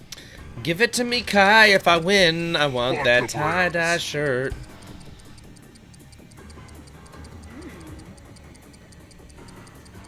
Some of that Tangerine. Time is almost up.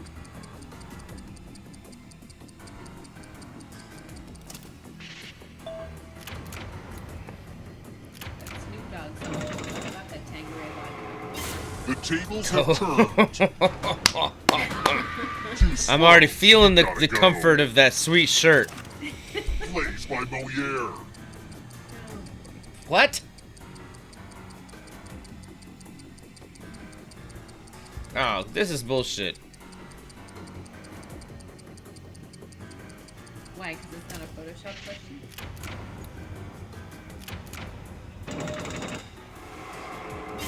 Another life swap. Official currency.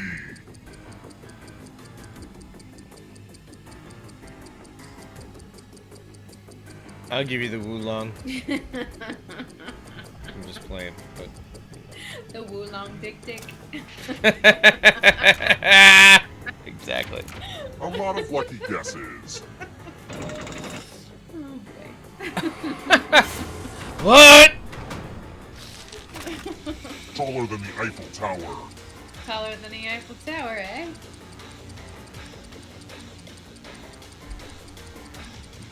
Time is almost up.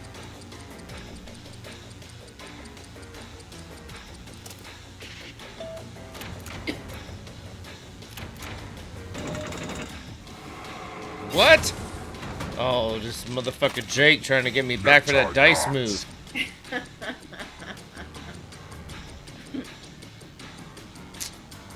Man, only fucking dorks know this answer. Good lord.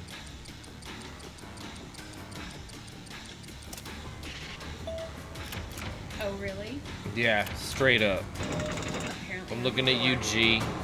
Apparently I'm a dork. Not so fast. If you want to break through that barrier, you'll need to ace this next question. But I feel like it's... And if you're still alive and want to break through, you have to get all 3 answer choices right.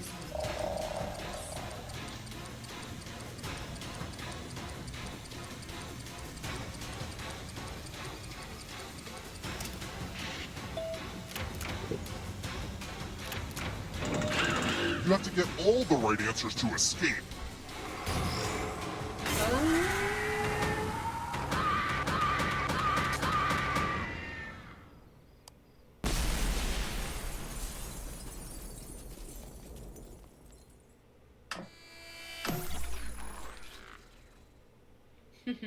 G has been disqualified for knowing too much about Disney. I'm just playing. Yo, dude, get at me, prizecentralstation@gmail.com. Is that for a tie-dye? You better believe that's for a motherfucking tie-dye. Nice. Yeah, screwed you dealing with all that number bullshit. But let's play another game, and then that'll be for like a dope-ass sticker pack with Millie and shit. It'll be good. Yeah, I am sure I want to exit, actually. How about y'all just quit fucking with me?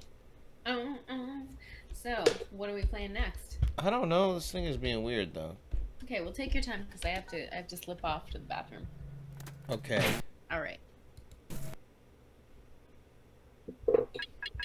Now that Carrie's gone, no, I'm just playing. There, she's gone. Oh, she's gone. She's gone. What games do you guys want to play? Does anybody have any suggestions of games to play?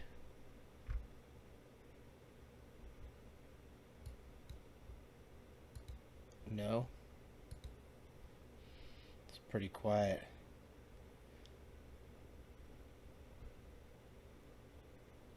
Look at that empty room.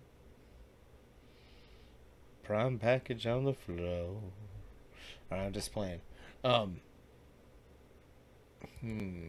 What game should we play, you guys? Do y'all want to see some crazy shit? No? Turn this into a gaming show?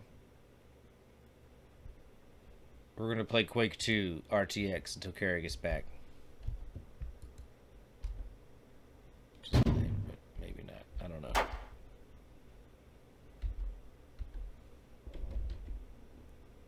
How do I move that motherfucker to the other screen? Well, hey there.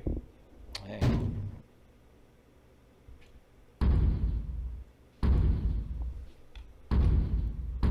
All right, email is prizecentralstation.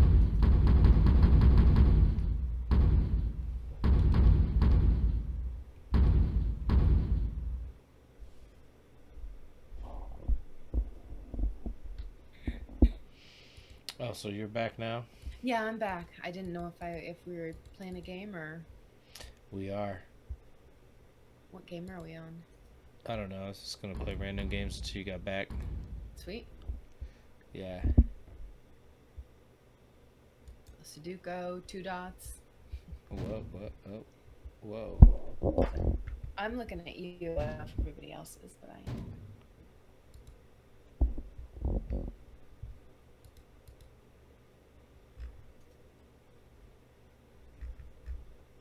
What games should we play, baby? I don't know.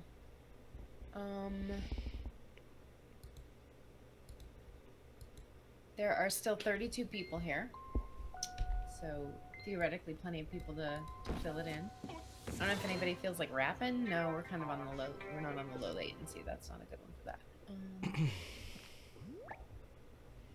Racketeering. Ooh, fibbage.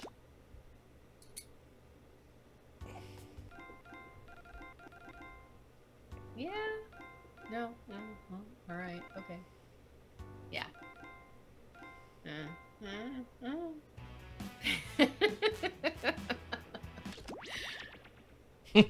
Racketeering it is. All right.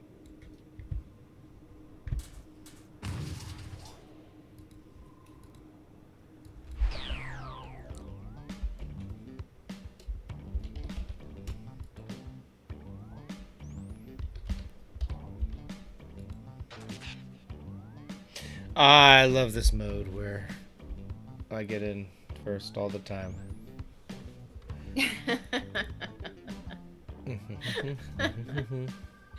Alright, let's see. I gotta refresh because it's still on Murder Trivia Party.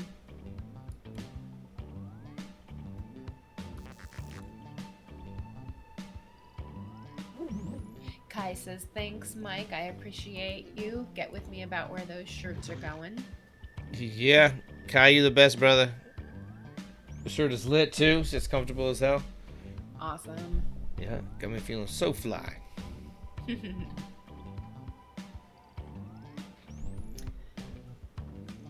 Somebody earlier apologized for posting about a ISO of Phantom in the Torch Talk group. Oh, it's all good. I mean, Yeah. honest mistakes, I don't give a shit about. I don't remember any of that. I got in. Barely ever remember the people who deserve to be remembered. So, Aww. you know what I mean? There's too many of them. All right. I see 10 people in. I'm going to give this another 25 seconds. Sure. Sounds like a plan.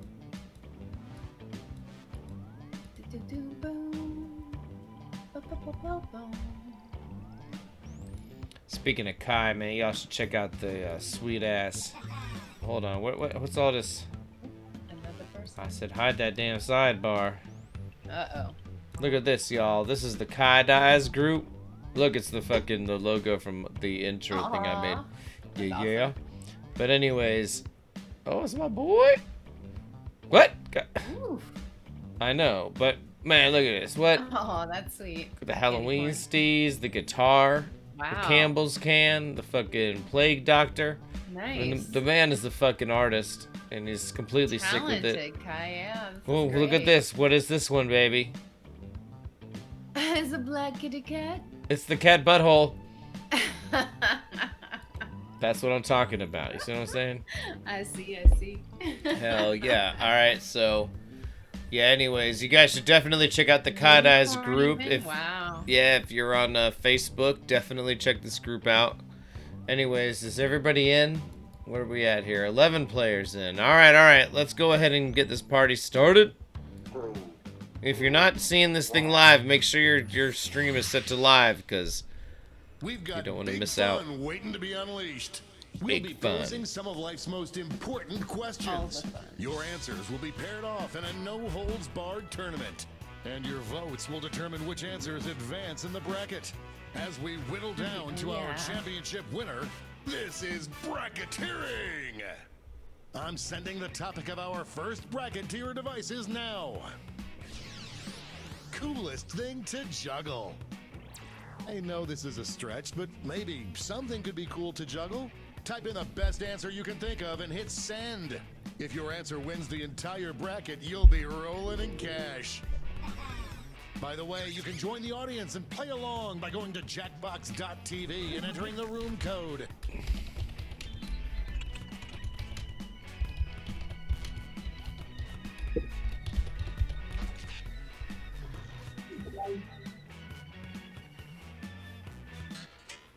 Your answers are being paired off into one-on-one matchups. That means it's time to sidle up to the prediction table. On your device, you'll see one of the upcoming matchups for this bracket. If you can predict the answer that will get the most votes, you'll earn some sweet, sweet moolah. Oh, and don't forget, if you don't think your own answer has a chance of victory, you can still grab some cash by predicting the correct winner.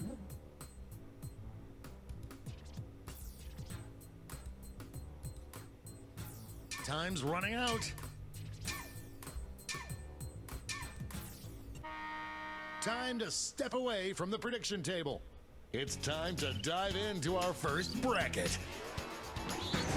Never thought I'd see this matchup.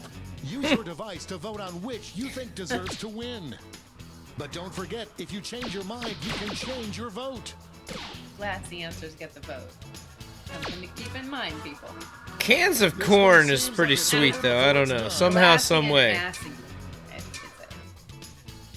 Maybe I've just had too much to drink, but... This actually made me like juggling. Yeah. Yeah, Mike, I see that, yeah. Cans of corn is lit. Maybe I've been in Nebraska too long. That's probably it. Moving on to our next matchup.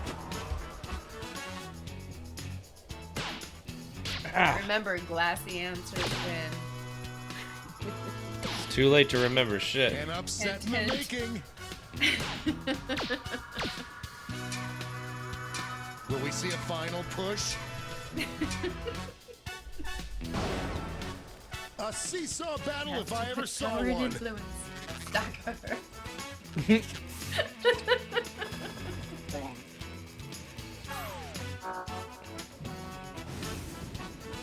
Let's see what's happening over on the other side of the bracket. This matchup was bound to happen. Oh, yeah.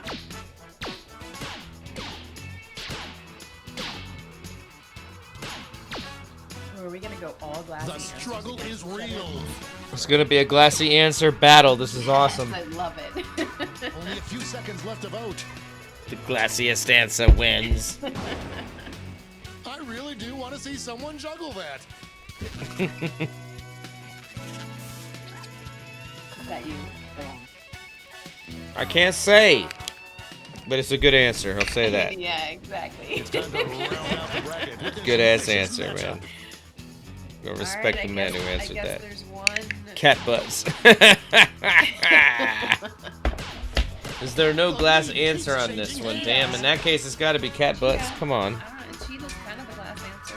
Just running out the clock now. That had more ups and downs than a roller coaster. No one could have predicted this one. Before we get on to round two, it's time to make another prediction. Hey, you got a new matchup waiting for you on your device. Predict the one you think is gonna win. I don't know what I have to say about that.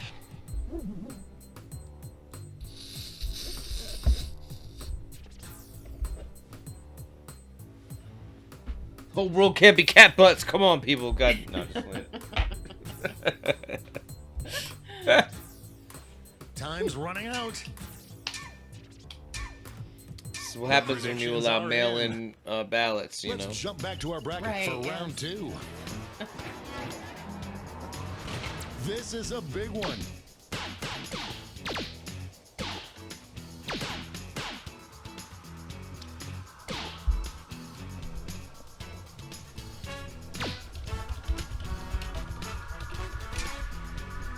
This one's looking over. You guys want to see some crazy shit? Wow, I guess juggling maybe could be cool. I'm gonna show y'all something crazy right now.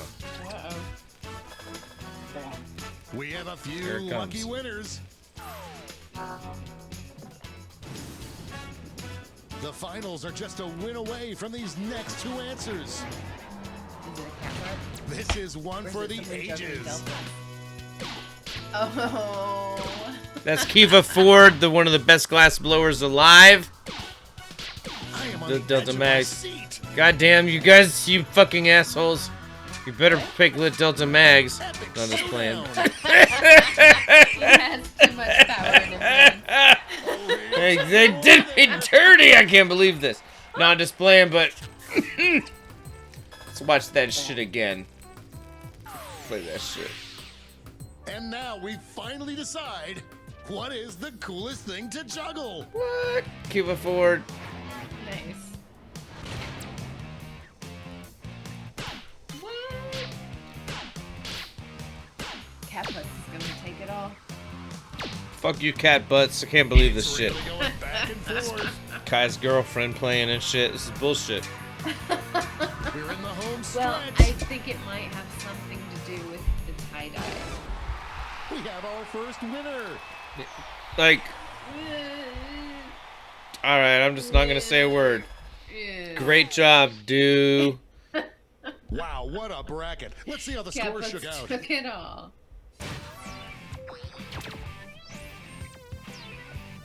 Ooh, look at me up there in the top. I beat Mike, that's what he's upset.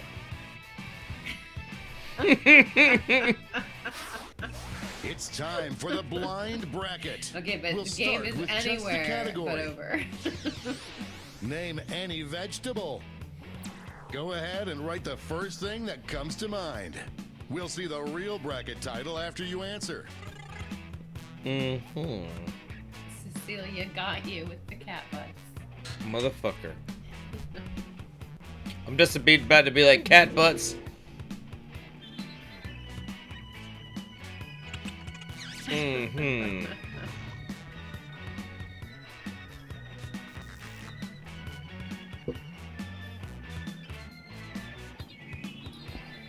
Let's go sex. Time's running out.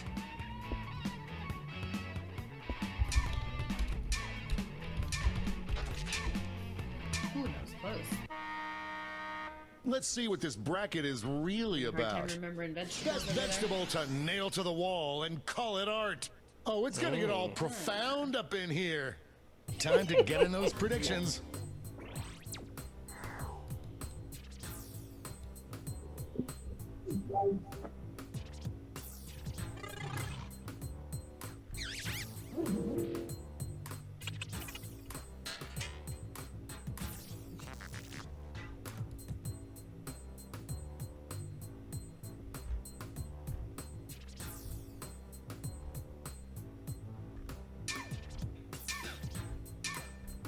Time's running out. Oh, prediction table time is up. Up first.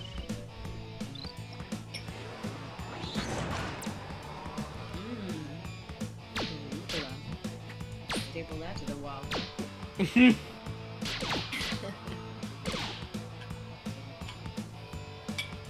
Guess eggplant sends a message, eh? Yeah, we have a winner here. Nailing that eggplant to the wall. Ouch!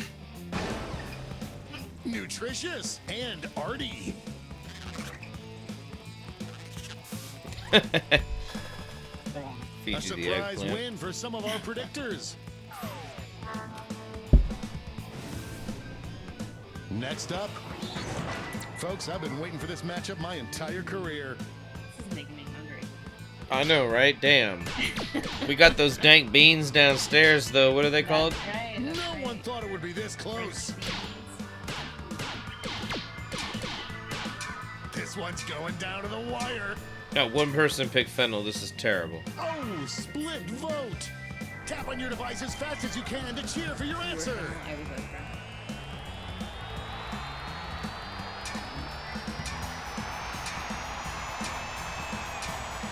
Get out the game, Scally. Don't even think about it. I Tie knew it. is broken. Finally, we can Scotty, go you on with sit in our the refrigerator lives. so long, you go bad. I mean, Stallions are dope, but you ain't trying to hang them on the wall. Come on. Let's see what tensions are mounting over in the Eastern Conference. This is a big one. Oh, I like the Red Max and the Schmozberry. Red, nail that bitch to the wall. That's all it's good for. Tug of war. Who'll come out on top? The Red Max I'm not probably sure my changed his parents profile love me, but picture what to a that win. picture of Rashan.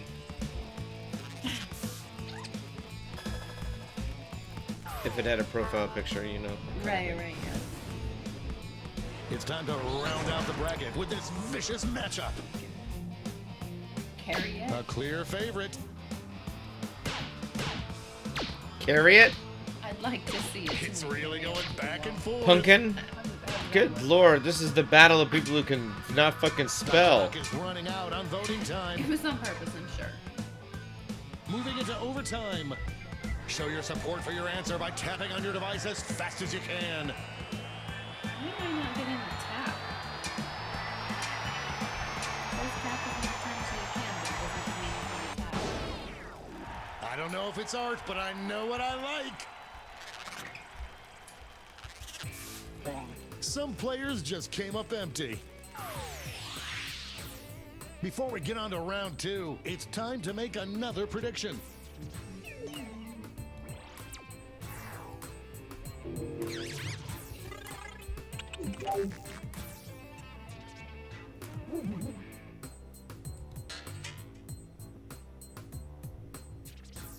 Are you Googling the answer? Me? No, I'm not doing anything like that. Why, what? Excuse me? Maybe you can't. Time's Google running the out. Alright. Think you're so funny. Hilarious. That's time at the prediction table. Let's jump back to our bracket for round 2.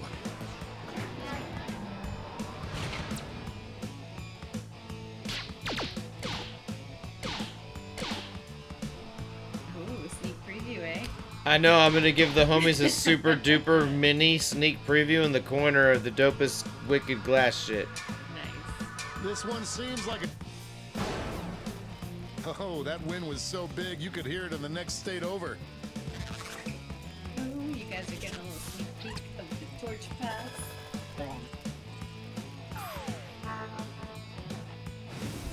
Look at those Our sponsors. winner moves on to the final, but let's Like find now, out what they'll face off Find against. a bigger screen if you're watching on your phone. Nothing has come easy so far for either of these answers. If you want to see this whole thing, don't sign up until after midnight, because they'll charge you again on the 1st. So you gotta wait until the after midnight, then you can This sign up. one's looking over. Torchpass.org. These But, two you know. heavyweights went back and And it's forth, only but there can only be one victor. Yeah, it really does make it possible to do this and do this right. This Wicked Glass demo, man, I mean, it just, you know, it's hours of footage, and to cut it down this way and then resort it and best vegetable to nail to your wall and try to pass Yeah. it as art. build it out in the way that makes sense. It all takes so much time. You guys know I have no idea how much time I take away from my, you know, work in the studio. Anyways, this starts with a crazy method where this homie took a piece of tubing and turned it into solid glass. Check this shit out. Get those last second votes in now. Looks like we're heading to overtime on this one. Tap on your devices. See, he made this solid piece across, but it's still open. Then he's just gonna post to that solid piece, so it's like open. Then he can condense it back on the other side and let air escape and turn it into a straight solid fucking rod. Of what I assume is that molten aura, whatever the fuck it is, the amethyst or something, I don't know. Let's take another peek at the scoreboard. That's pretty cool. So I was watching this earlier, and I remember he started with a tube. It was a piece of tubing, it looked like a beer bottle top or something. But now he's gonna turn it into a whole fat section of rod, watch. And now, for the bracket you've all been waiting for, the triple blind bracket. This bracket will change every single round. Here's your starting category. Write any two words and place and or ampersand between them. Who knows what crazy twists and turns this bracket will take?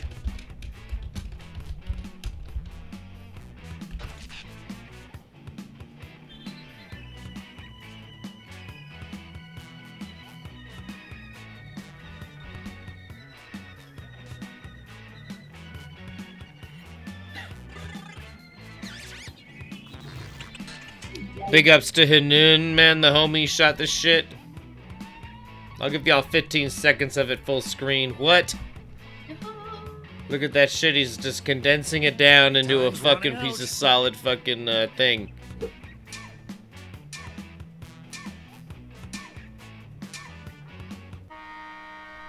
Let's see what we're dealing with. Best names for a pair of scary junkyard guard dogs. Time to get in those predictions. Tease. This is great. I love this Cash game. has doubled this round, so make these choices count. Nice. Sorry. Burn and learn. Burn and learn. Nice.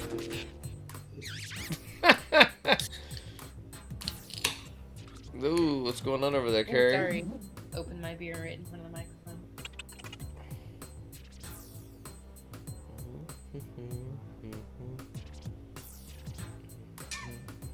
Time's running out. That's time on the prediction table. Let's start with a bang. For your teammates, will these two answers be able to stay focused on the matchup?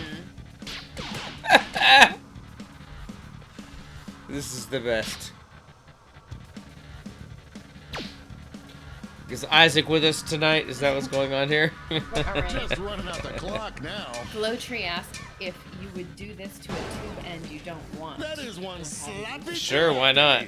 I mean, but it's more that he probably needed this color to like match the rest of it or whatever, you know? But all he added was tubing. You guessed it. But sometimes you just have tubing, you might want to make it solid. Normally you gotta stuff something in the middle and vac it. But here he's proving you can just like condense the motherfucker down. Whole new way. Crazy shit. I mean, the demo's fucking incredible, so we ain't really, you know, like, but whatever. I'm just saying. Oh my god. Look out for old bum and cheeks. Yeah, look at that shit, though. It's looking crazy. Beth dies in Little Women, yes!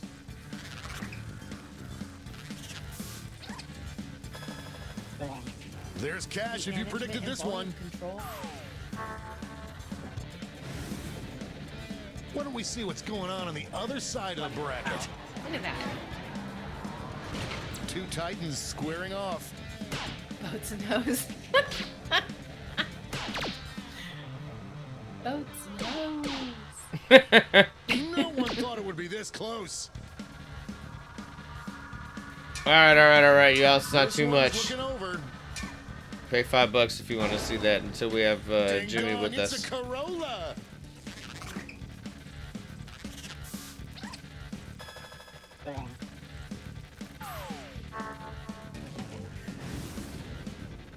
And now our last two contenders face off.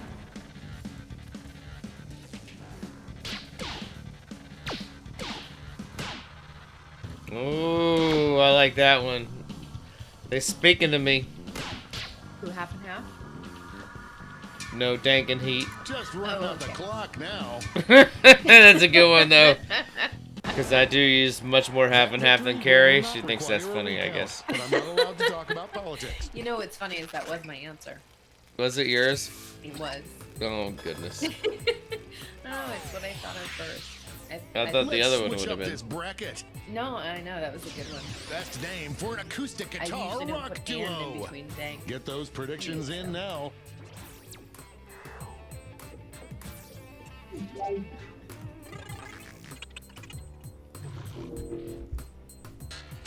Do you need more beer, love? No. Not until I've had those delicious sauteed beans that we have soaking downstairs. Yeah, that and something else, probably. Eggs and toast, maybe. Oh, you want me to cook those up too? Time's Yeah, running that out. would be good if we had more than just beans. That's what me and Carrie do after the show. Time's up at the prediction table. Let's We jump don't- back to our bracket for round We don't two. have incredible kinky sex as y'all might imagine. Sometimes. But Depends on how after much we've had to eat. yeah, after the show it's generally more like I put on a diner meal I am for on me the and edge her. of my seat. Because we're very hungry. And then I wake up in the morning wondering, The why are clock these is dirty running out dishes on here? voting What time. happened? Yeah. We've got Oh, that's overtime. right, we had eggs and toast. Show your support for your answer by tapping on your device as fast as you can.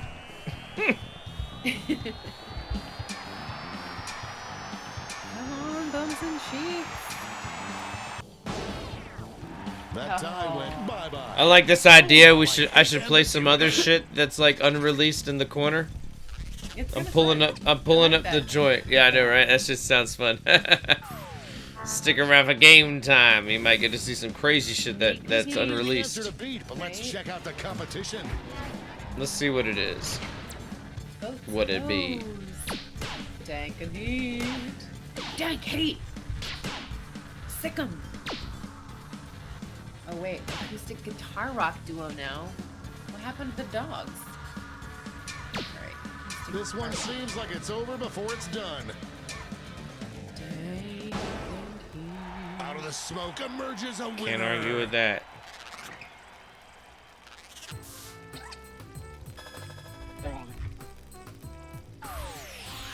Here's what I'm excited about, man. The dog, Nico Cray. Best name He's for gonna a join us table to restaurant. narrate this shit I hope your soon. answers still make sense. And now the final face-off. I don't even know how to make this happen in the corner. Oh, it's that dank, huh? Well, no, I'm just saying. An upset in the That making. I might have to like add it manually or something. I don't know. Only a few seconds Not left to vote. gonna work. I don't know. Put that one in the win column. Was it not released anywhere yet? No. Let's see who won it all.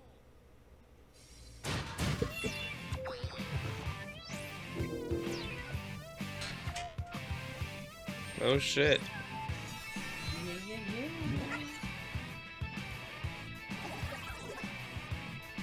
yeah. Is this from Melt? Is this from Melt?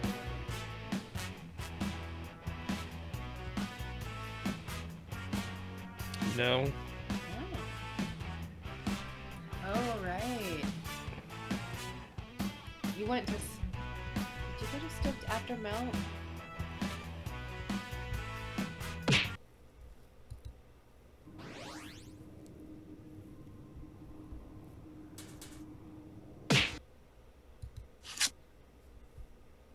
This was on the way to Pipe Classic last year, man. The homie made these incredible snake pipes. That's right. Good lord. That's right. So this was the Stoked show Yeah. for Just Melt. skip ahead, You were on watch, your like- way to yeah, okay. Right? This is See what the- we're making here.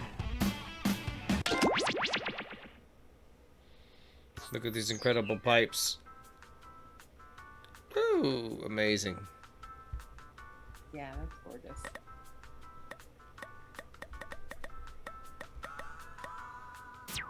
Yeah, yeah, yeah. Enough about me.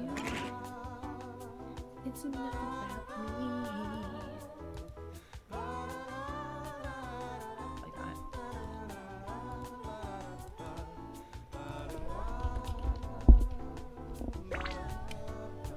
I'm in. Excellent. I see you, sex.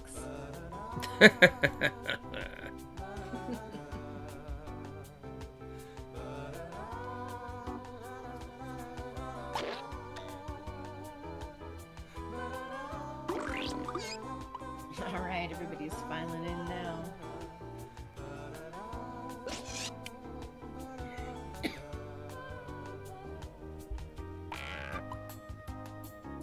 Let me know before you're gonna start, and I'll jump in. Okay.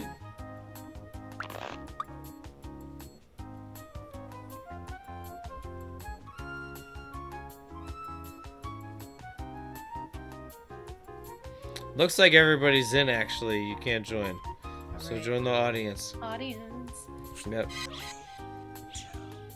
This was a Nico show, right? At Stoke? Yep, that's stoked. And he's gonna join us to narrate this. It's gonna be fucking amazing. I'm so excited. That's awesome. Nico's Cody, like, and this is Nico's so Enough About goddamn good. You, the game that shows just how Yeah, he's little a great your guy. so-called Yeah, friends know about you. 8 players. Hey, you know what might be Lewis fun? guy, I You think. guys host, and I'll play the game, right? Okay, maybe next time. And anybody watching can join the audience anytime. The audience votes on fake answers to fool those gullible players, and they also get to guess the truth. Let's play. Oh, look at that shaping on that pipe. Woo! Don't you want to see that full screen Here's how it for works. $5? You're about to see No, a just question play on it. your device. Answer truthfully. For no, Really? he's probably gonna join us in the next month for real. I'm not trying to be like that. Like everything on there comes out for everyone eventually. The truth, and when the question's about you, you get reputation points for players who get the right answer. Good? Good. Submit your honest answer. I'm excited for that. That's cool. Yeah, it's gonna be a good one. And Nico's cool as hell, man.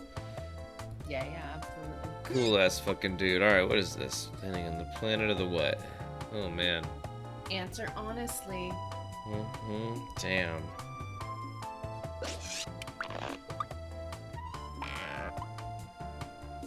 Getting to know you.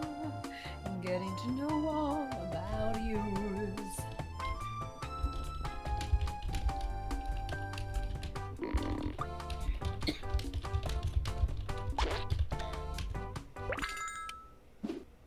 First question. The curse word this player really loves saying is blank. Type in your lies now. Okay.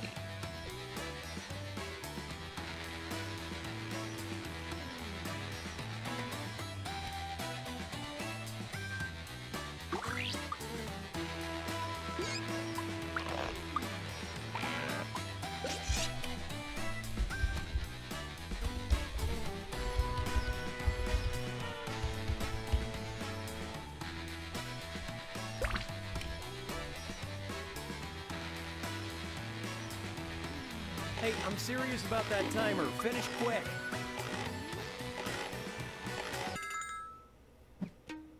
All right, where's the truth?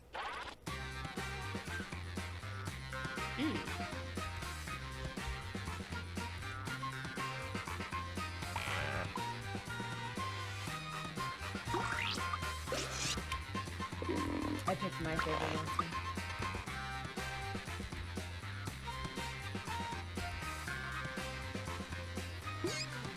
Darny darn darn.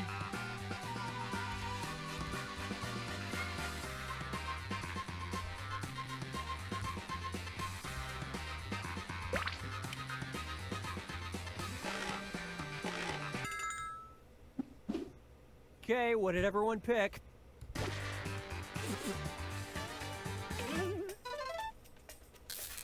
And it was also...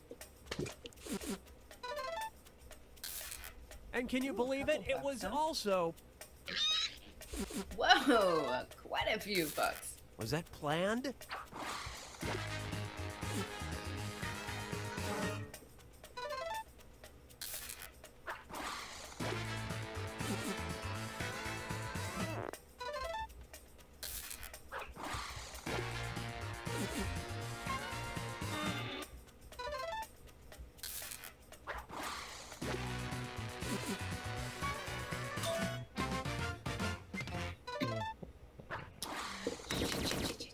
Respectable, I guess.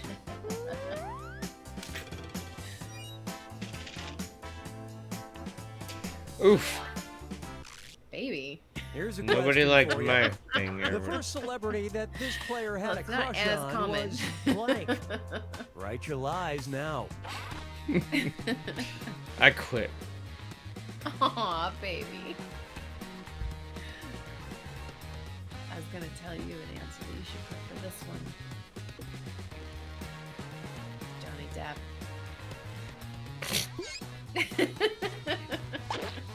21 Jump Street, right? Am I right? Am I right? Okay.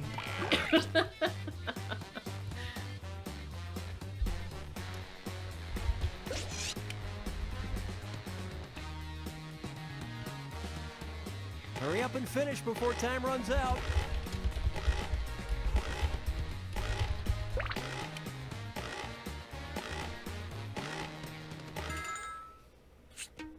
Okay, find the truth. Carrie stroke.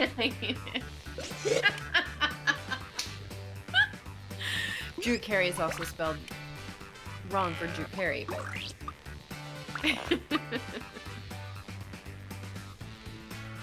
I know what's best for me. fun baby. Tom Cruise, All right, let's see what everybody picked. Johnny Depp.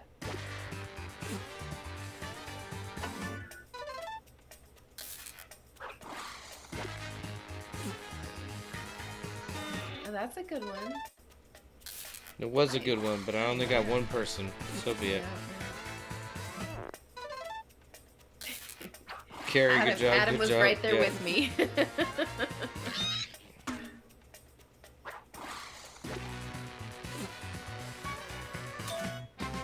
Aww. All right, that worked out nicely. I'm a celebrity, huh?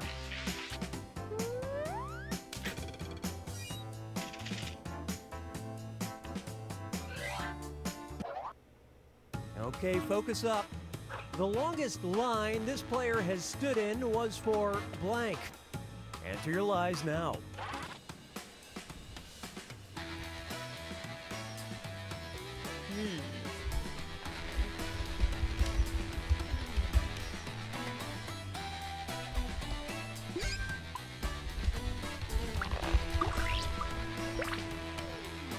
I got a good one. I was stepping away for just a sec, though. Okay. Entertaining the people, baby. All right, all right.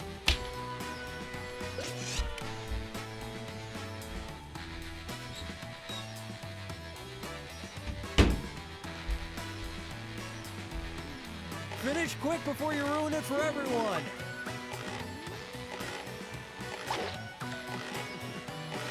Entertain them by letting them listen to the music. Okay, here are your choices. Oh, good one, Las Vegas registration. that was the line. If you didn't pre-register, that was definitely a line. Outhouse at Melt. That wasn't quite as long.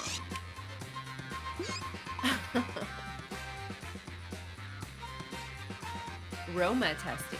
Do you have some special tomatoes you're growing?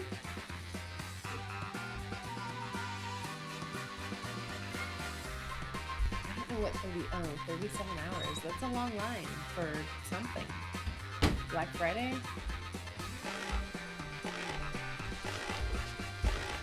Some good answers here. And what did people pick?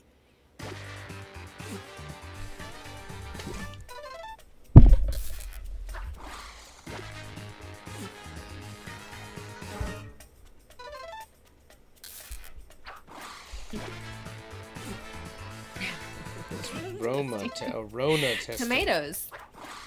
I got the special tomatoes. Yes. That was a good one, baby. Thank That's you. a good one. Thank you. Yeah. If you've ever been of that, if you registered online, it took 2 seconds, but Yeah, virtually exactly. everyone didn't. So there's like a line around the damn block. It's crazy. Yeah, that was pretty crazy. They tried to tell everyone to do it online, but you know. The second year that I did it online, or whatever it was, how many years did it take me to get that Let's down? see how this The strikes you. fourth year, The punchline finally, to this I player's didn't have to favorite wait in joke line is 'cause I got it blank. All right, type in your lies. Punchline to a joke, eh?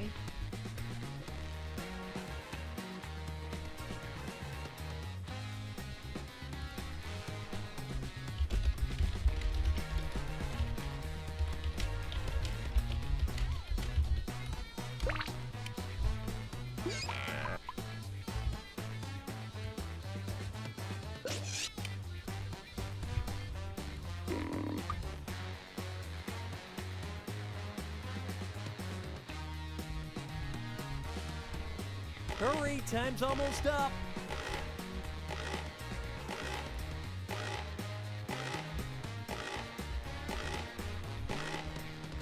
That's what he said.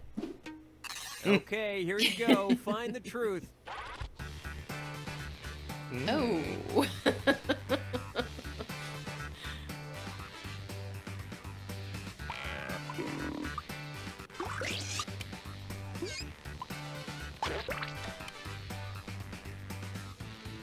Cry. Let's see what everybody selected.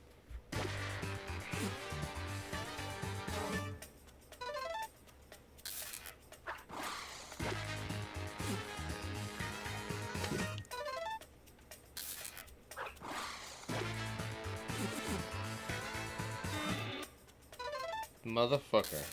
Great lie there.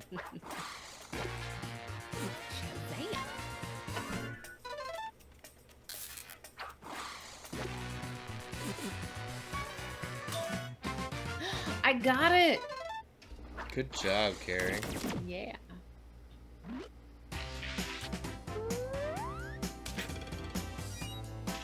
Alrighty then.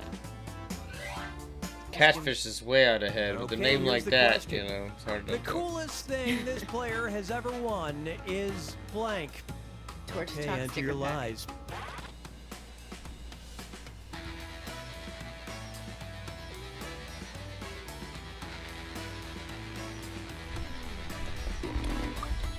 Okay, I'm supposed to wait until the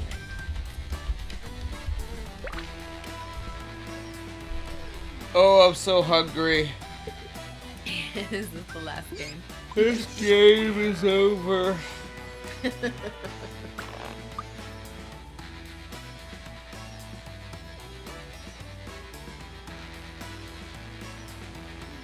Come on, time's running out. This game was over when it started popping up vegetables. Okay, take a look and find the truth. A sticker pack with Millie. What is a Nintendo Virtual Boy? You don't know about that system? No.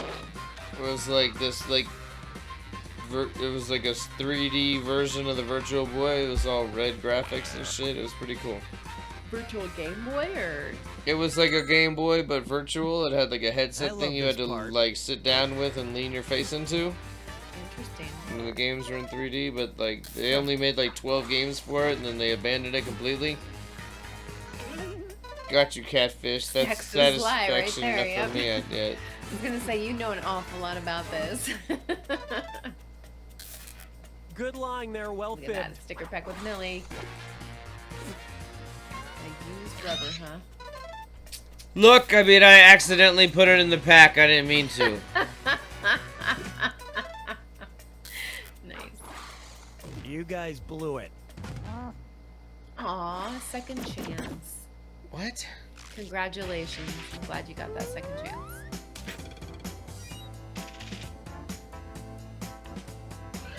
Glowtree says I used to play that shit in Toys R Us. Alright, here it is. It hurt my A head. nightmare for this player would be Hey, landing Robert on the Pelchat's planet of here. the blank. What, my boy, All right, Robbie? type in your lies.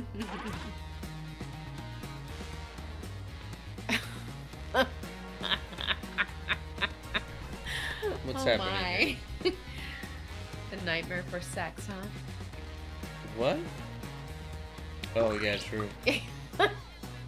It's you. I know it's you, which is a nightmare for sex. So I'm thinking a nightmare for Mike, but other people might be thinking a nightmare for sex.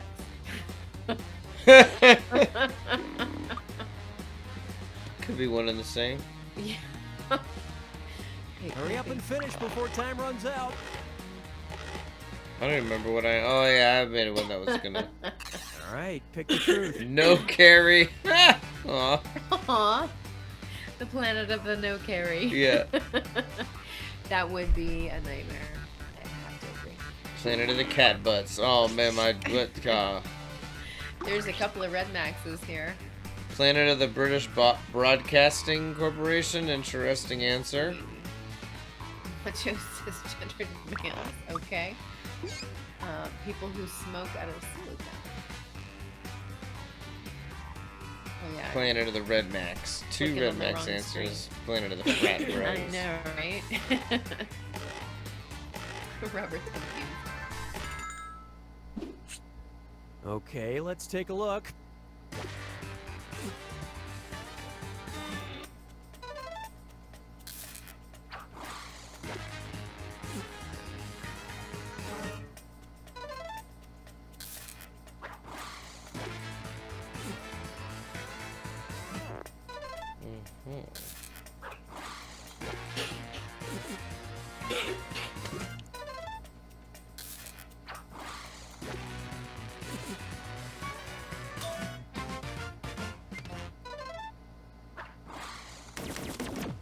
Nice one, dogs.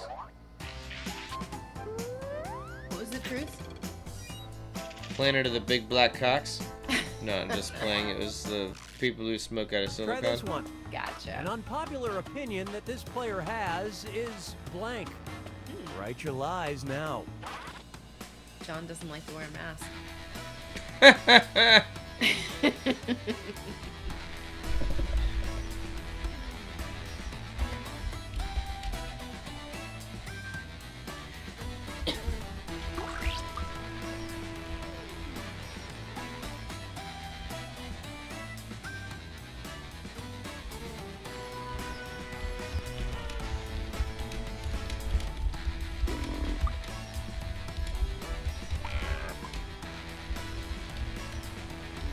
Hey, I'm serious about that timer. Finish quick.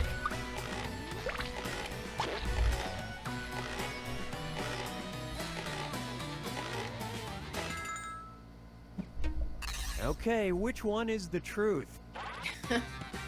Cool. Moving hurts. I love the rednecks. Oh my. There are a lot of really good answers here.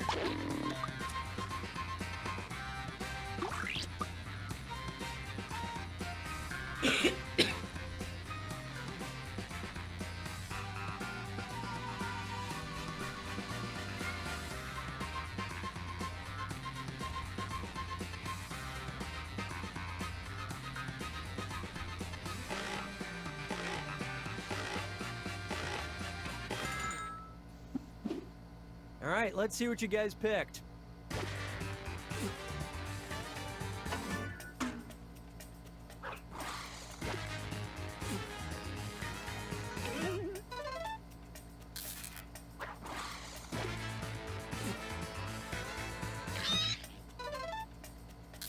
I'm not even sure what that meant.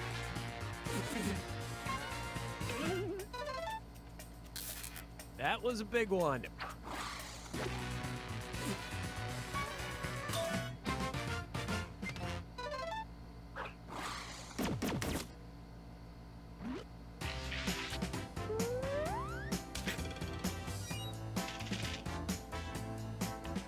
God damn it. Let's see what we got. Which was the truth? If it were possible to get a PhD in blank, this player would have one. Type in your lies now.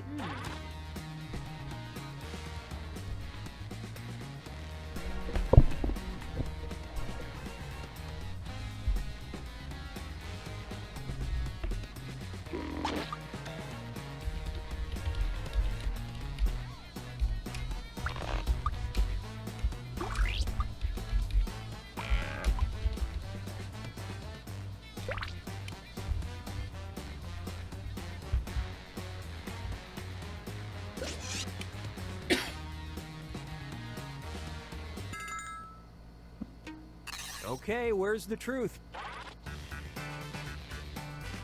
Cockology. Oh, More Lord. Kappas. So many good answers.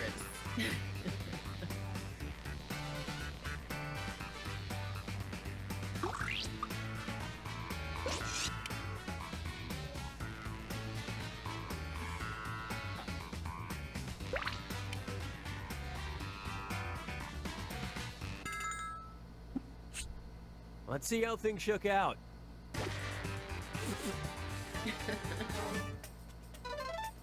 Oh, nice.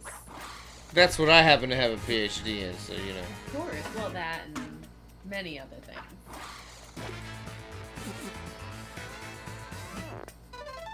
Motherfucker.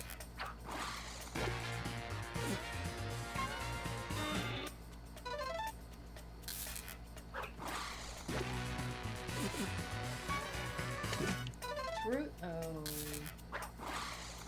Believe it or not, Sure. I see. So, Dylan's not saying anything like about how good he is, but it's final round time. Everybody submits one truth about themselves and one lie. Anything you can think of. Dig deep because you get points for any player you fool with your lie, and for spotting other players' truths. Get on with it.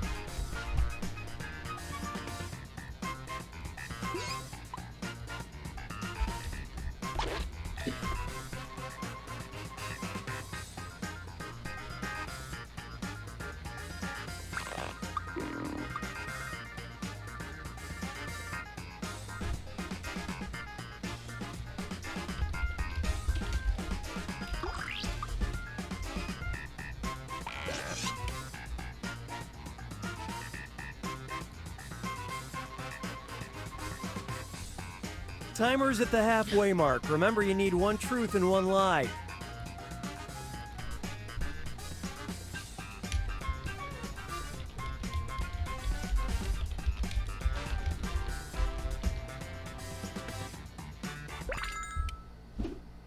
Moment of truth. Which statement about this player is true?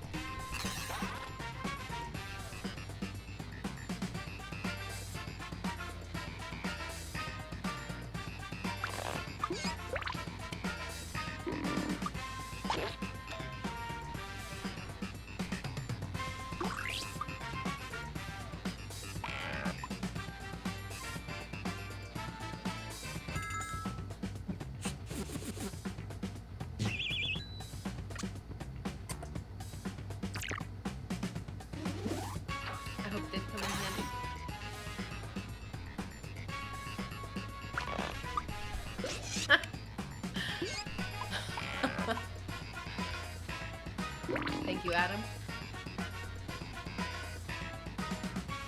Keep an open mind here. Yes.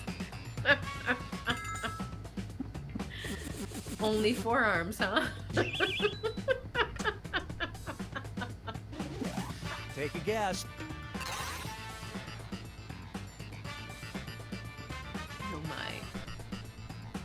Where are the papers? You've seen the papers, so you better. You don't pretend like you don't know my accomplishments. It's a PhD? Yes. Wow. Easy to buy. What? Oh, I accidentally mixed them up. Yeah, I was gonna say. I think he's in love with Mike. For sure. Yeah, we're gonna have to. You're not gonna see catfish around no more. Either way. Yeah, I mixed that up. I actually have a PhD in spirituality. But I bought it online, so you know. I didn't know it was a PhD. Okay, which one? What do you think a doctorate is, Carrie? I didn't know it was a doctorate. It's a doctorate. That's why I'm allowed to legally call myself a doctor.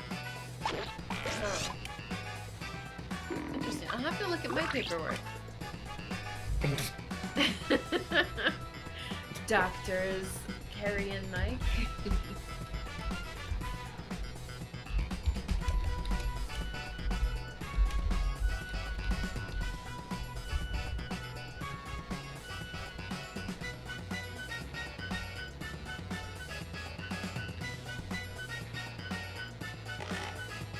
I'm gonna have to go find my doctorate and show everybody. Since Carrie seems skeptical, I'll be right back. No, I'm not skeptical. No, it's happening. I did that too. I just don't know if it was a doctorate on my part.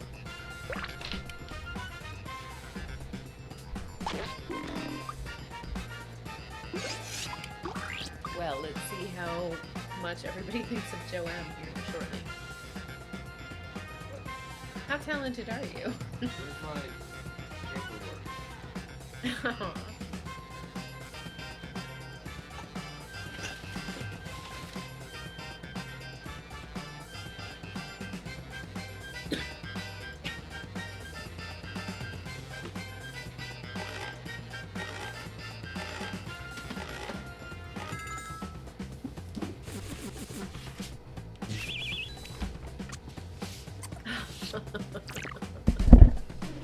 More talented Which than is it? most of us thought, unfortunately.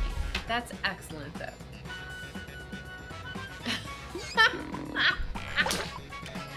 This is a good one. If I could choose them both to feature, I would.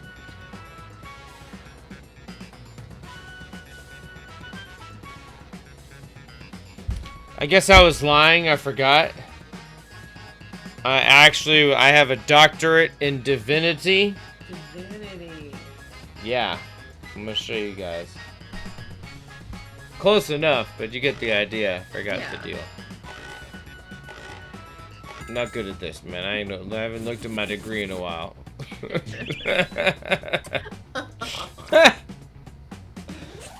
Spot the truth.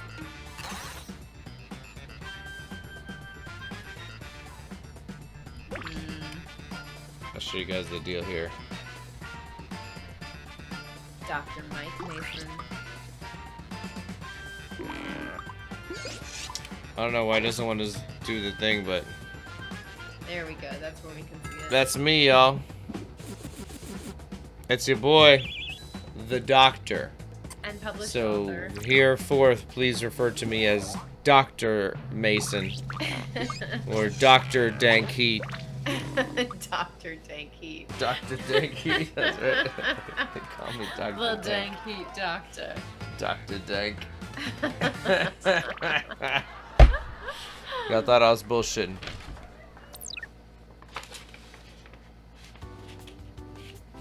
Alright, Catfish, get at me with your address.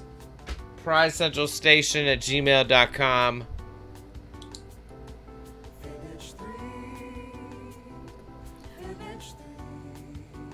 You know what's crazy? What's up?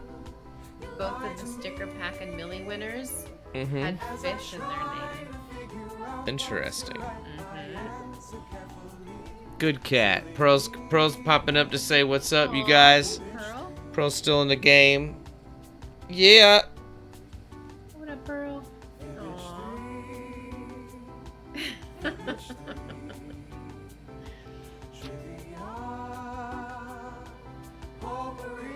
Who's that sweetie kitty?